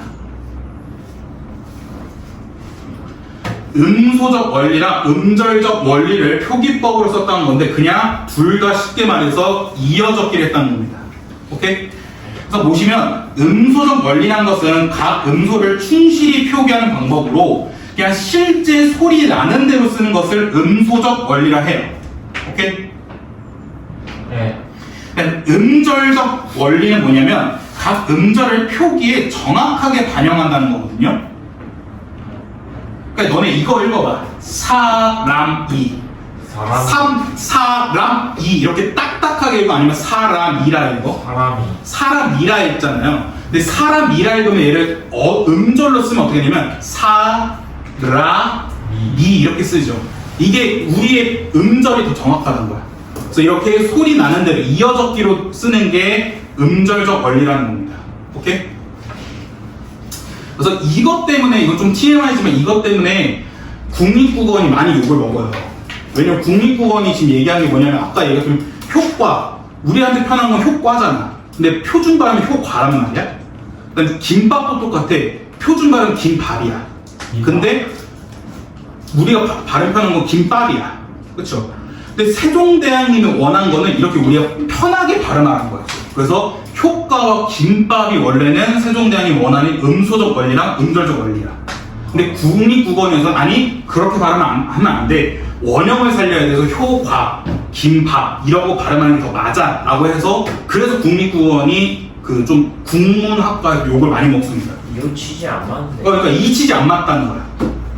그 다음에 또 이게 뭐냐면 그 제일 요즘 뉴스에 많이 나오는 러시아 대통령 푸틴이잖아요. 네. 푸틴도 원래 푸틴이라 읽으면 안 돼. 군인. 원래 푸틴인가? 이렇게 읽는 게 원래 맞는 표현이에요. 푸틴이 원래 그 러시아에서 쓰는 실제 발음이라 해요. 그러니까 우리도 원래는 푸틴이라 써야 되는데 그게 이제 세종대왕이 원하는 포인트인 거지. 발음 나온 대로, 실제 발음 나온 대로 쓰고 발음하는 게 맞다라는 건데 원래 푸틴이 아니라 푸틴으로 바꿔서 발음해야 된다 해서 이게 국립국어원의 정책이어서 그래서 많이 욕먹습니다. 그래서 그냥 TMI식으로 이게 음소적 원리랑 음절적 원리가 무엇이냐? 그냥 실제 발음 나는 대로 편하게 발음하는 게 원래의 표기법이다. 오케이, 거의 다 왔습니다. 쭉 달리시면 이게 왜 없어?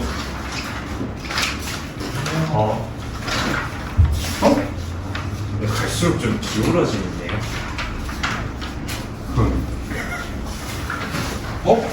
이게 빠졌네?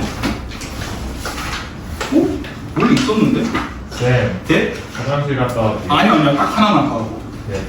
자, 그 옆에, 이건 옆에, 이건 프린트에 쓸게요, 프린트. 프린트 여기 3번에 보시면 의문문 있거든요? 원래 이게 들어있던데 왜 없어졌는지 모르겠는데. 자, 여러분들 판정 의문이랑 설명 의문 한번 다시 떠올려봅시다. 우리 이거 시험범위야. 네. 판정 의문 뭐야? 예, 아니요. 예, 아니오로 대답하는 거. 예. 설명 의무는 일정한 설명 요구. 구체적인 대답 요구하는 거에서 얘는 육하 원칙을 물어보는 거죠. 근데 우리 판정 의문문이냐 설명 의문이냐에 따라서 의문사가 달라져? 종결함이가 달라졌어? 아니요. 안 달라졌는데 중세 국어 때는 다르게 썼습니다.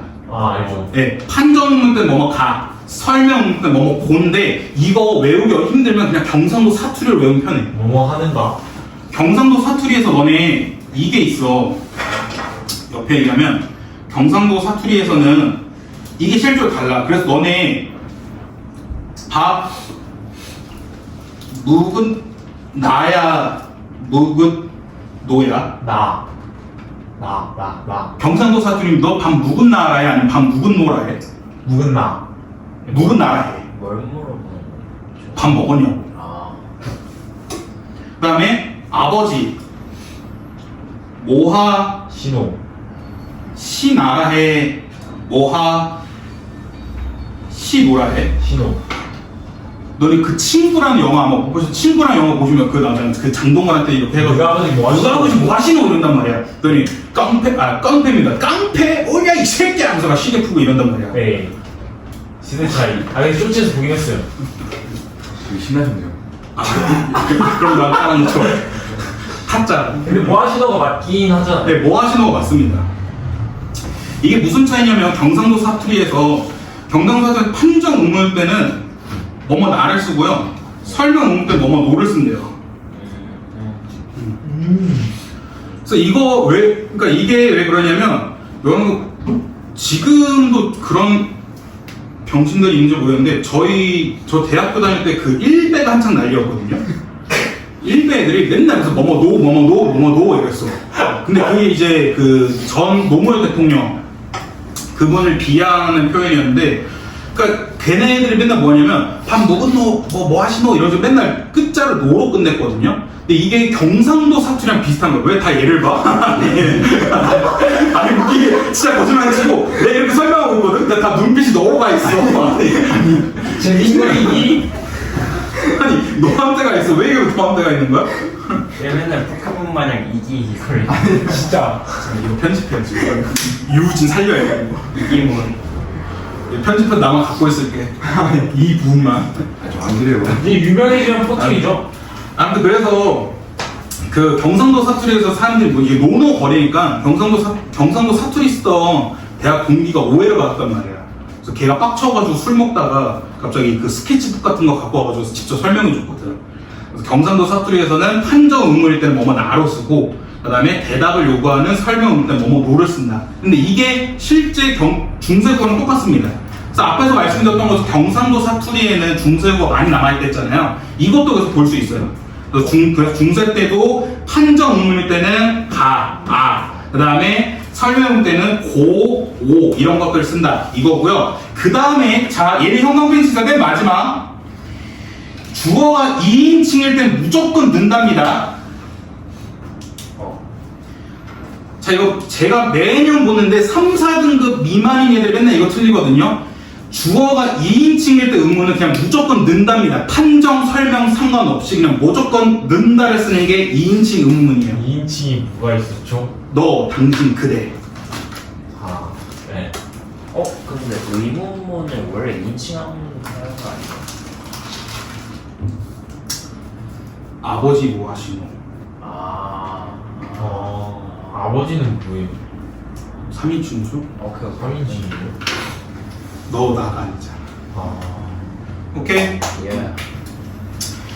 자, 끝내기 전에 여기 프린트 있는 거 몇 가지만 더 보시면요. 아까 했던 것처럼 이것도 그냥 혹시나 체크하면 될 것 같아요. 과거 해상일 때 주어가 1인칭이면 다, 주어가 2인칭, 3인칭일 때 뭐뭐 더를 쓴다. 체크하시면 될 것 같고요. 자, 그 다음에 주체 높임 우리가 뭐뭐 시밖에 없댔는데 뭐뭐 샤도 있습니다. 그러니까 뒤에가 모음으로 시작하면 뭐뭐 샤를 써요. 오케이? 네. 그 다음에 상대 높임도 2밖에 없었는데 교과서에는 평서일 때는 2고 의문문일 때는 이, 명령문일 때는 쇼셔를 씁니다. 오케이? 그쵸, 하쇼셔. 어떻게 했어? 잘했네? 저기 하쇼 셔츠. 아이씨, 그러네. 난 속으로 되게 기특한데? 기억하고 있네요 무슨. 아 근데 알고 있긴 했어요. 자, 그 다음에 중세국어 상대 높이면 헤라체, 하야셔체, 그 다음에 하쇼셔체 이렇게 네 가지인데? 하나 어디 갔니? 너 하나 빠졌나 보다. 낙춤은 없어요? 이거 원래 그 하나 있는데 그게 빠졌네요. 이거는 이따가 다시 한번 적어드릴게요. 그다음에 객체 높임 선언만 죄송합니다. 객체 높임 부사격 조사로는 여전히 깨 이런 건 있었습니다. 스크에 이런 식으로. Teacher, Yeah, can I ask you a question? yeah. 그 2인칭 왜 질문을 영어로 안 해? 2인칭인 경우에 의문문 아니, 니은다 붙이잖아요. 예. 근데 저 옆에 그 밥 먹는 거 예. 의문문. 그럼 너 밥 먹었냐고 아니 이거는 현재라고. 에? 이거 저 현재라고요? 이건 현재 경상도 사투리라고. 아까 경상도 외우기 사투리. 쉬울 거라고 그랬을 거예요. 아 그럼 뭐 그러니까 너 밥 먹었냐고 하면 너 밥 먹는다. 너 밥 먹는다. 그게 의문문이라고요? 너 밥 먹는다? 너 밥 먹는다. 외국인 같은데요? 아니 생각해봐. 너 밥 먹는다가 평소문이겠어? 네가 생각해봐. 네? 너 밥 먹는다. 이게 평소문이야? 아니 뭐 넘어가세요. 평소문은 나는 밥을 먹는다 해야지. 너 밥 먹는다. 그러니까 의문문이라고 중세국어 때는. 오케이. 이 새끼들 왜 중세국어 문법을 바꾸려 해? 아니 좀 빨리 화장실 가야 될 것 같아. 아니 없어도. 이때는 물음표가 없었어. 왜 없었어요? 언제 생긴 거예요, 물음표가? 물음표 90년대인가 생겼어. 느낌표는요? 느낌표도 거의 다 그거 80년대, 90년대 생겼어. 얼마 안 됐어. 야, 니네 띄어쓰기도 60년대, 70년대인가 생겼어. 말이 안 된다, 진짜 말이 안 돼. 딥쌤 분노하기 한 단계 전이야. 아, 지금 공모도화가 2차전 시작한다고. 근데 좀 화장실 좀. 아, 갔다 와! 씨! 거의 나갔다 들어가지고. 난 147페이지. 자, 다음에 제시된 고유어랑 한자어 의미가 같은 거 이거 기억해 두세요. 얘 별표 써놓고. 네, 그 다음에 뭐 특별하게 볼 건 없습니다. 세종이 뭐 뜻일까요? 네? 세종이 뭐 뜻일까요? 뭐 어딨어? 2번에 아니 이거 외우기 너무 정신없이 해놨네 이거. 어딨어? 세정? 세종. 세종이 어딨어? 세종.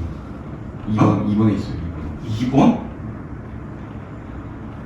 어디? 2번 아래에 있어요. 어디? 2-2. 세존. 예, 세종. 높은 사람. 아,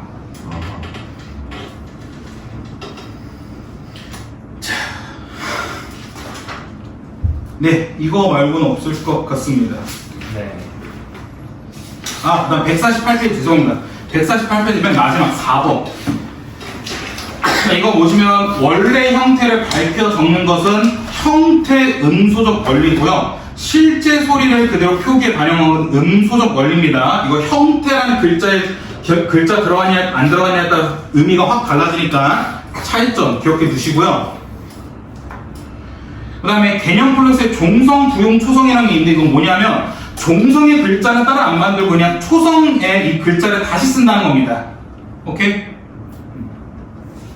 근데 이게 시간 지나서는 팔종성법으로 바뀌어요. 팔종성법은 그냥 음절의 끝소리 규칙은 똑같아. 음절의 끝소리 규칙은 좀 몇 글자, 7글자였잖아. 거기에 가느, 다란, 물, 방, 시옷, 이응입니다. 가느다란 물방울에 시옷 하나 추가된 게 팔종성법이에요. 중세국어 때는. 오케이? 그 다음에 5번에 5, 6번에 2, 7번에 1, 8번에 고유어 한자어의 이원체계가 성립되었다. 같은 이네.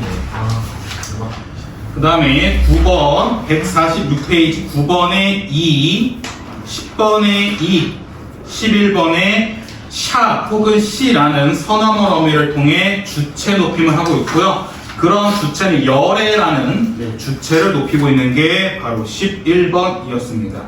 오케이? 자, 그럼 한번 1번부터 빠르게 같이 보도록 할게요. 자, 1번 보시면 답은 3번이었는데 첫째 음절이 아로 바뀌는 거는 15세기가 아니라 근대 국어였었죠. 그다음 무엇보다 아래 아랑 관련 있는 거는 15세기가 아니라 16세기였습니다. 오케이? 그렇기 때문에 1번에 3번. 2번의 답은 5번이었는데 미는 평성이죠. 왜냐면 점이 없기 때문에 그냥 낮게 발음하는 평성이었고요. 그 다음에 높은 소리가 아닌 낮은 소리를 발음한다 였었고, 나머지는 뭐 특별하게 크게 볼 건 없을 것 같습니다. 자, 3번은 위에 것만 체크하시면 됐었죠. 아래아 같은 경우에는 총 2단계 과정이었는데 첫 번째 단계는 16세기 때 둘째 음절이 으로, 그 다음에 근대 때 첫째 음절이 아로 바뀌는 거였는데 5번 같은 경우에는 모르다, 으로 바뀐 거였기 때문에 얘는 1단계였었죠. 그렇기 때문에 3번에 5번. 네. 그 다음에 4번엔 모음조화 잘 지키고 있다. 이거 체크하시면 될 것 같고, 자, 5번 중세국어 때 어휘적 특성으로는 답은 5번이었습니다. 한자어의 대립관계에서 진 고유어들은 의미가 축소되거나 소멸의 길을 걸었다. 1번의 고유어만 있는 1원책이 아니라 2원책이었었고요. 나라 차원에서 고유 지키려는 모습은 찾아볼 수 없었고, 오히려 지키려는 모습이 전혀 없죠. 왜냐면 한자어를 시험 봤기 때문에. 그 다음에 한자의 비중은 점차 커지게 되었고, 그 다음에 몽골어 같은 경우에는 14가 아니었죠. 13세기 시사가 나왔는데 이게 모두는 아니죠. 네, 모두가 틀렸죠. 죄송합니다. 모두가 틀렸죠. 그 다음에 즈문은 100이 아닌 1000이었고요. 100을 나타내는 고유어는 온이었습니다. 7번에 의미가 축소되거는 말싸미 할 때 말씀이었죠. 왜냐면 이때 당시는 말 전체를 나타내는 거였는데 지금은 말의 높임만 나타내기 때문에 의미가 줄어들었고요. 3, 4, 5 같은 경우에는 의미가 이동하는 거였습니다. 문종이 왜 이게? 문자입니다. 문종이 아니라. 문종이 씨. 9번 틀렸어. 9번의 답은 2번이었는데 니은의 바라네 같은 경우에는 의미를 정확하게 바꾸려면 이거는 발음대로 적는 게 발음 소리대로 적으면 안 되죠. 근데 지금 얘는 바라메라 해가지고 발음을 소리 나는 대로 적었기 때문에 의미를 명확하게 바뀐 것과는 관련이 멀죠. 오케이? 4번은요? 주체인 대사를 높이기 위해 선언하면 시를 썼다. 근데 리을, 하, 샨. 샤 쓴 거 아니었어요? 예, 근데 여기서 그러니까 이건 아까 말씀드렸던 것처럼 교과서에는 그냥 시만 얘기가 없기 때문에 네, 그래서 아까도 이거 아니구나, 여기가 아니었구나. 11번도 그래서 제가 그냥 샤 혹은 시로 가로치고 쓴 게 이것 때문에. 오케이. 맞긴 맞죠. 원래 샤가 맞죠. 샤가 맞긴 한데 근데 지금 교과서에서는 시만 얘기하고 있기 때문에 체크하시면 될 것 같고, 10번에 가면 2번 니은은 는이 있기 때문에 현재, 리 현재 미래, 그 다음에 마지막도 니은이 있기 때문에 현재. 2번은 그럼 뭐예요? 2번은 과거요. 그러네. 과거 시제 쓰는 거 있잖아요. 오케이. 그 다음에 11번에 샤 혹은 시를 써서 주체 높임하고 있다. 오케이. 여러분이 이렇게 말씀이 처음이다. 자, 149페이지 소단원 출제 포인트 빈칸 채우면서 넘어가도록 합시다. 자, 중세국어 시기 나타내면요, 고려 건국 때부터 16세기에서 17세기까지였었고요.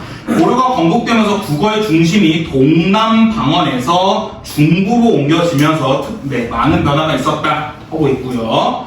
네, 그 다음에 중세국어의 특징 중에 의문적 특징을 보시면 된소리 계열이 생기면서 예사, 된소리, 그 다음에 거센소리의 대립체계가 완성되었다. 그 다음에 순경은 비읍과 반치음이 사용되어졌고요.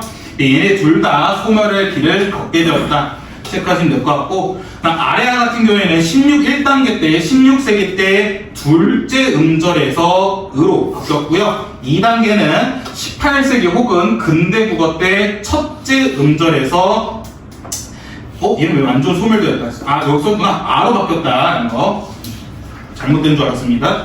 죄송합니다. 그 다음에 모음조화 잘 지켜졌고요. 그 다음에 옆에 성조의 이용, 이거는 소리의 높낮이를 나타내는 거였는데 평성, 거성, 상성 말고도 입성이라는 게 있었죠. 자, 어휘로 들어가서는 한자의 유입으로 고유어와 한자어의 이원 체계가 기본으로 되었다. 그 다음에 대립 관계를 계속해서 이어져 왔다. 여기까지 될 것 같고. 자, 그 다음 150페이지. 한저 말고 몽골어가 유입이 됐습니다. 그 다음에 주격조사가 있었는데 이 생략 각각의 포인트들 기억해 두시고요. 높임 표현은 주체, 객체, 상대가 있었는데 다 공통점이 선어말어미 쓰는 거였어요. 그다음 시간 표현, 현재 시제의 동사에서는 는을 썼고요. 형용사에서는 따로 쓴 게 없었고, 그다음 오히려 과거 시제에서 동사에서 특별하게 쓰는 게 없었던 대신에 선어말어미 더라는 회상의 의미를 쓰는 경우가 있었다. 미래는 리를 쓰고요.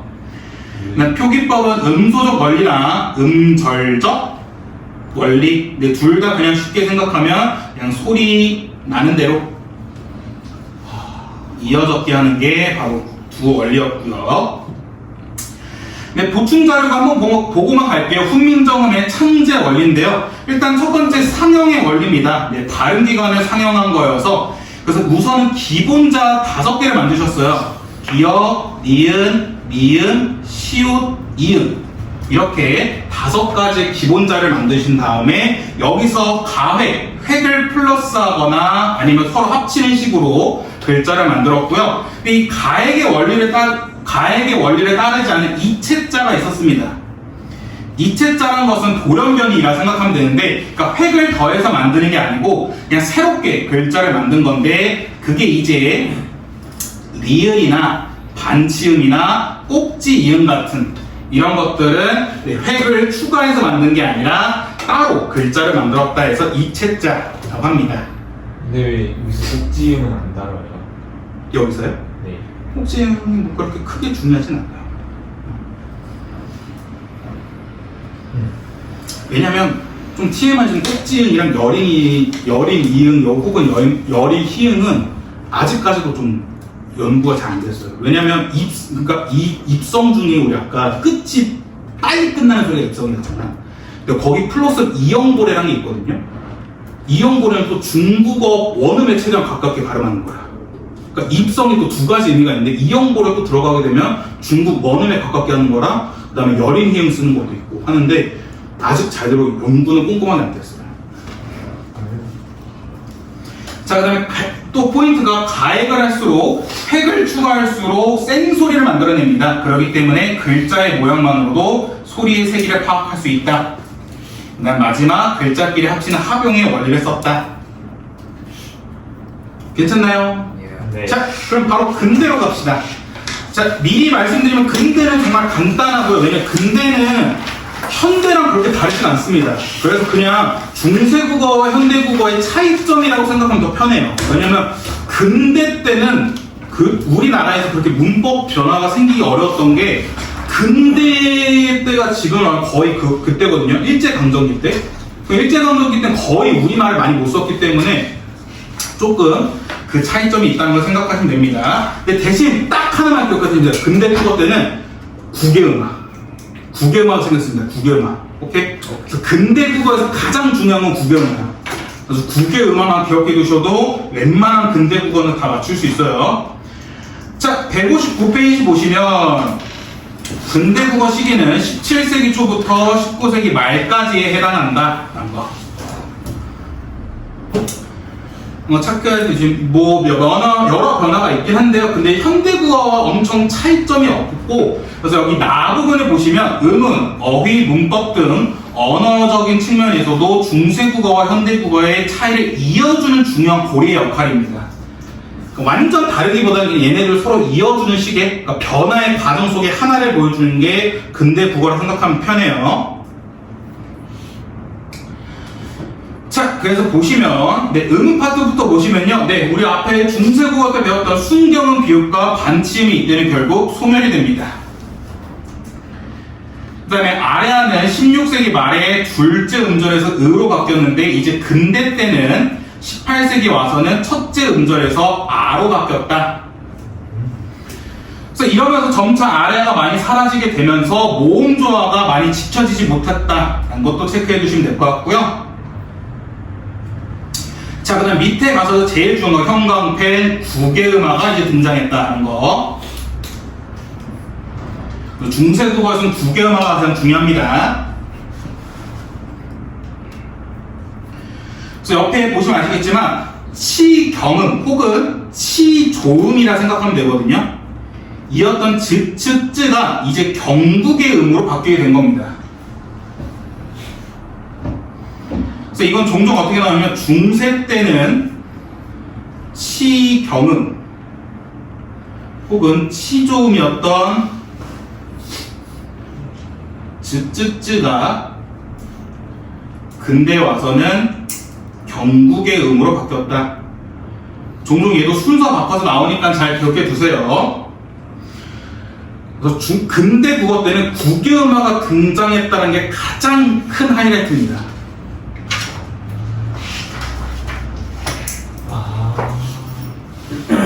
네. 자, 그 다음에 160페이지 가시면 근데 근대 때 그러면 구개음화만 생겼냐? 아니라 또 뭐가 생겼냐면 160페이지 보충자를 보시면 두음법칙도 이제 슬슬 생기기 시작했고 원순모음화라는 것도 생기기 시작했습니다. 두음법칙은 여러분들 그거 생각하면 되죠. 그 리씨 그것말이 그러니까 우리 이승만 대통령을 영어로 나면 어떻게 해? 리승만 되잖아요. 그게 이제 앞에 니은과 초성의 니은과 니을을 오지 못하게 하는 게 두음법칙.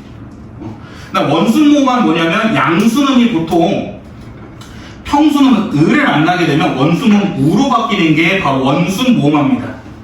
그래서 물이 물로 바뀌는 게 원순모음화 있고요. 그 다음에 또 어떤 특징들이 생겼냐면 이모음 역행동하고 근대 때 서서히 생기기 시작했습니다. 그 다음에 이때부터 7종성법이 슬슬 생기기 시작했는데 7종성법은 조심하는 게 지금 우리가 알고 있는 가느다란 물방울이랑 달라요. 그러니까 7종성법이랑 음절의 끝소리 규칙은 종류가 다릅니다. 7종성법 뭐가 있냐면 가, 느, 라, 마, 비읍, 시읍, 이응. 아하. 디귿이 빠졌습니다. 디귿 빠지고 시읒이 살아남은 거죠. 왜냐면 8종성법에서 가느다란 물방울에 시옷이 있었는데 너 그 화장실 간 사이에 있어. 8종성법은 가느다란 물방울에 시옷 추가된 건데 지금 7종성법 근대 와서는 디귿이 날아가고 네. 그 다음에 이제 현대 와서는 음절의 끝소리 규칙에서 디귿이 컴백하고 시옷이 퇴출됐다. 오케이? 자, 그 다음에 161페이지 어휘에 들어가시면 우리 아까 중세 때는 한자와 몽골어가 유입됐잖아요. 근데 이때 근대 때부터 뭐가 생겼냐면 외래어가 유입됩니다.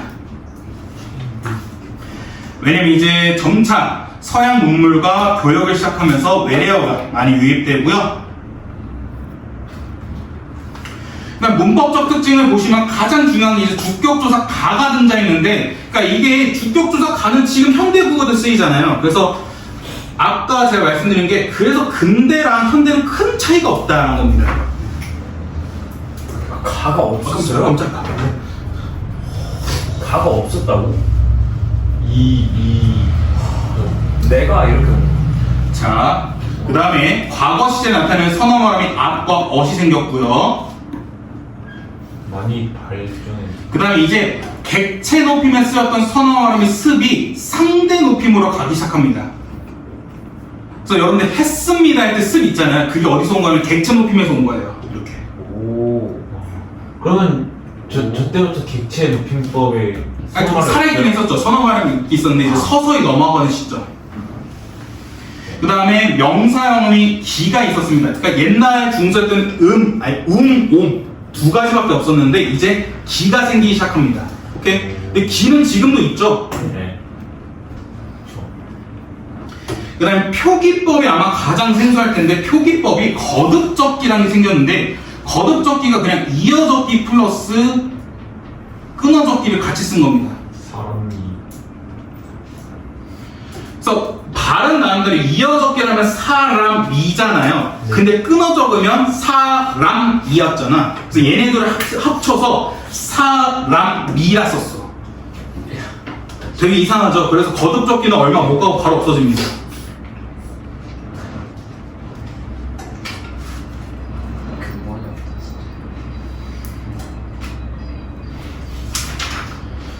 그다음 그 옆에 조사의 변화 한번 보시면 주격 조사는 네, 아까 말씀드렸던 가가 생겼다 이런 거 체크하시면 되고 그 다음에 관형격 조사를 보시면요 관형격 조사에서 이제 의 아래 합자 쓴 의가 없어졌습니다. 왜냐면 아래가 점차 소멸됐기 때문에 그 다음에 어떤 게 있냐면 시옷이 관형격 의미를 없어졌어요. 원래 중세 때는 시옷이 관형격의 의미를 지녔는데 이제 근대 와서는 관형격의 기능을 점차 잃게 되고요. 그다음 목적격 조사는 원래 아래 하자를 쓴 을 이런 식으로 나눠져 있는데 얘도 당연히 어떻게 되겠어? 의가 아래하가 없어지니까 그냥 을로 통일이 됩니다. 거의.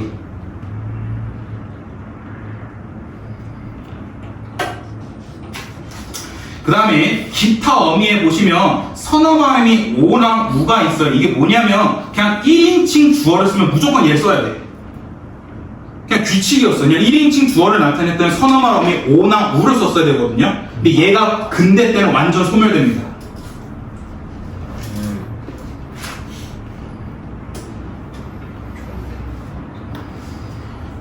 하고 명사형어미는 뭐뭐 기가 생겼다는데 미음도 생겼습니다. 음과 미음. 그러니까 지금이랑 똑같아요. 네. 문제 풀고 채점하고 오답하고 끝. 자, 그다음 164페이지. 164페이지 얘 2번에 얘 한 번만 보고 가시면 순경음 비읍은 양성모음 앞에서는 오, 음성모음 앞에서는 우로 바뀌었다. 반치음은 아무런 흔적 없이 소멸되었다. 아래하는 첫째 음절에서 아, 둘째 음절에서 으로 바뀌었고 모음 이야 여요 앞에 드트는 즉치로 구개음화가 일어났다. 이거 잘 체크해 주시고요.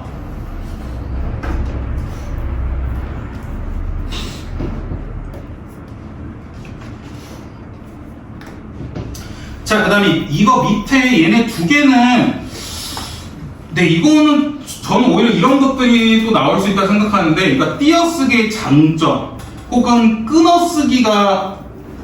끊어적기의 장점 이런 걸 말하라는 건데, 그러니까 띄어쓰기를 쓰면 단어와 단어를 구분해주고 단어의 구조를 쉽게 파악할 수 있다. 그렇기 때문에 글의 의미를 이해하는데 큰 도움이 주고 독서 효율도 높인다라는 거. 그러니까 옛날에는 띄어쓰기가 없었습니다. 그냥 쫙 썼죠. 근데 이것도 현대에 와서 거의 19세기 그때쯤에 생기기 시작합니다. 이 띄어쓰기도 원래 우리나라 사람이 만든 게 아니라 외국인이 갖고 온 거예요. 아마 선교사일 겁니다. 선교사가 일단 그 사람이 바꾼 게 세로쓰기랑 띄어쓰기. 그러니까 우리가 원래 이렇게 세로를 썼는데 이게 너무 가독성이 떨어진다 해서 가로로 바꾸고요. 그 다음에 또 가로를 썼던 띄어쓰기 안 하니까 더 가독성이 떨어지니까 띄어쓰기를 해라. 그래서 이걸 아마 그쪽에서 갖고 온 겁니다. 외국에서. 끊어적기도 보시면 네, 중세 끊어적기는 그냥 이건 참고하시면 될 것 같아요. 끊어적기가 이렇게 썼는데 죄송합니다. 근대 때는 끊어적기가 점차 많아진 것보다는 좀 거듭적기가 슬슬 생겼다라는 거. 근대 끝. 네, 그래서 근대는 뭐 크게 할 게 없고요. 정말 현대랑 비슷합니다. 그래서 잘 체크하시면 될 것 같고, 네, 그냥 문제 풀고 끝냅시다. 괜히 애매하게 남겨놓고 쉬는 시간 듣지 말고 5문제밖에 안 돼요. 160, 162. 몇 분? 5분? 5문제니까 160, 162 5문제.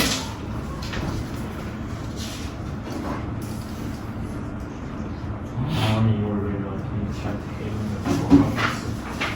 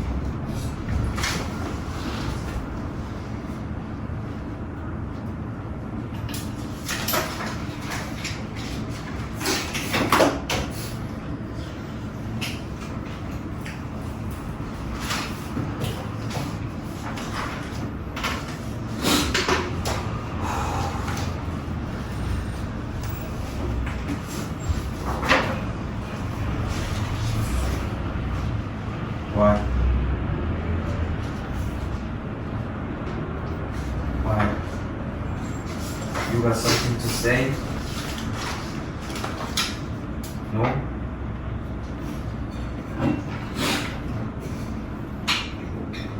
은우야 끝나고 블랙이나 가라.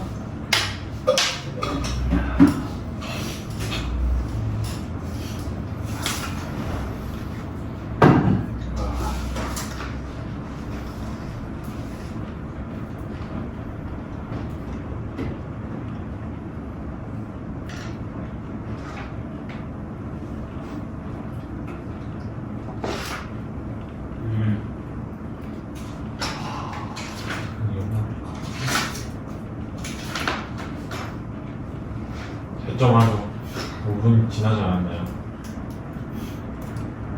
1분 남았어. 오, 안 보고. 이 정도가 4?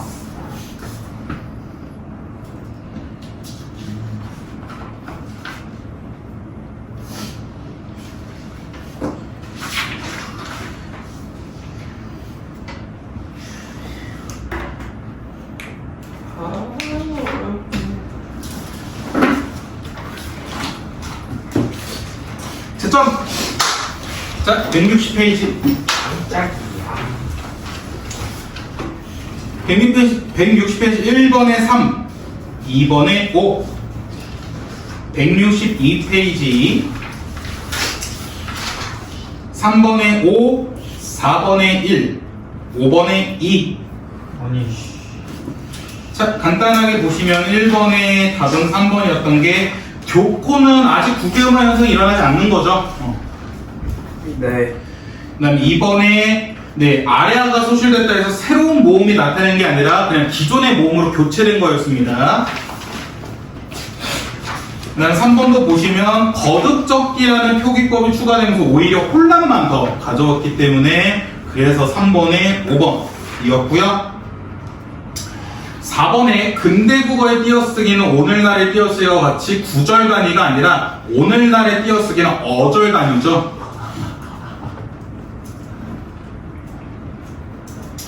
네, 마지막 5번에 2번. 네 예? 4번에 예. 3번에 가가 어디 있죠? 아 보기 가에 가요.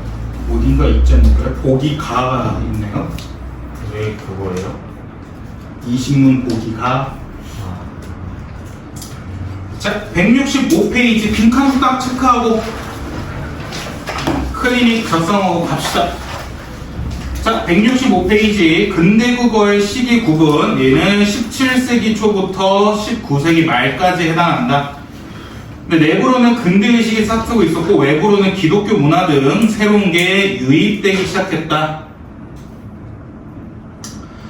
자, 그래서 여러 변화를 생기게 됐는데 의문적인 특징을 보시면 일단 아래아가 솔실되어서 모음 조화가 제대로 지켜지지 않는 모습을 근대 때 볼 수 있었고요. 가장 중요한 거였죠. 국외음화의 발생이 있었다는 점과 그 다음에 어휘에서는 외래어가 이제 슬슬 생기기 시작했습니다. 그 다음에 문법적인 특징 보시면 주격투사 이가 이제 이랑 가가 생겨서 이제 서로 교체를 하면서 보이는 모습이 나타냈고요. 선어말을 앞과 어을 통해 과거 시제를 나타냈고 그 다음에 객체 높임 선어말이 습이 점차 상대 높임으로 넘어가기 시작했다. 그 다음 명사형이 기가 생기기 시작했고요. 그 다음에 표기법으로는 거듭적기로 혼란한 양상을 보여주었다. 네, 여기까지가 중세 근대 파트였습니다. 그래서 일단은 학교에서 말해준 시험 범위가 다 끝났습니다. 다음 주쯤에는 아마 시험 범위가 나오지 않을까 싶긴 한데 시험 일정이라 그때 봐서 뭐 추가된 게 있으면 하고요. 추가된 게 없으면 뭐 더 하지 않고 다음 주에는 개념 총정리를 할 겁니다. 여러분들 문장 성분부터 해서 문법 요소, 문장의 짜임, 그 다음에 중세, 담화, 근대까지 전체적으로 개념 정리 한 1시간에서 1시간 반? 그냥 전체적으로 다 보는 건 아니고 그냥 제가 강조한 부분만 빠르게 볼 겁니다. 예. 빠르게 보면서 그냥 이거 중요했다는 거냐 빠르게 1시간에서 1시간 반 정도 얘기를 할 거고요. 그 다음에 이제 꼭풀 겁니다. 2개. 꼭풀 하면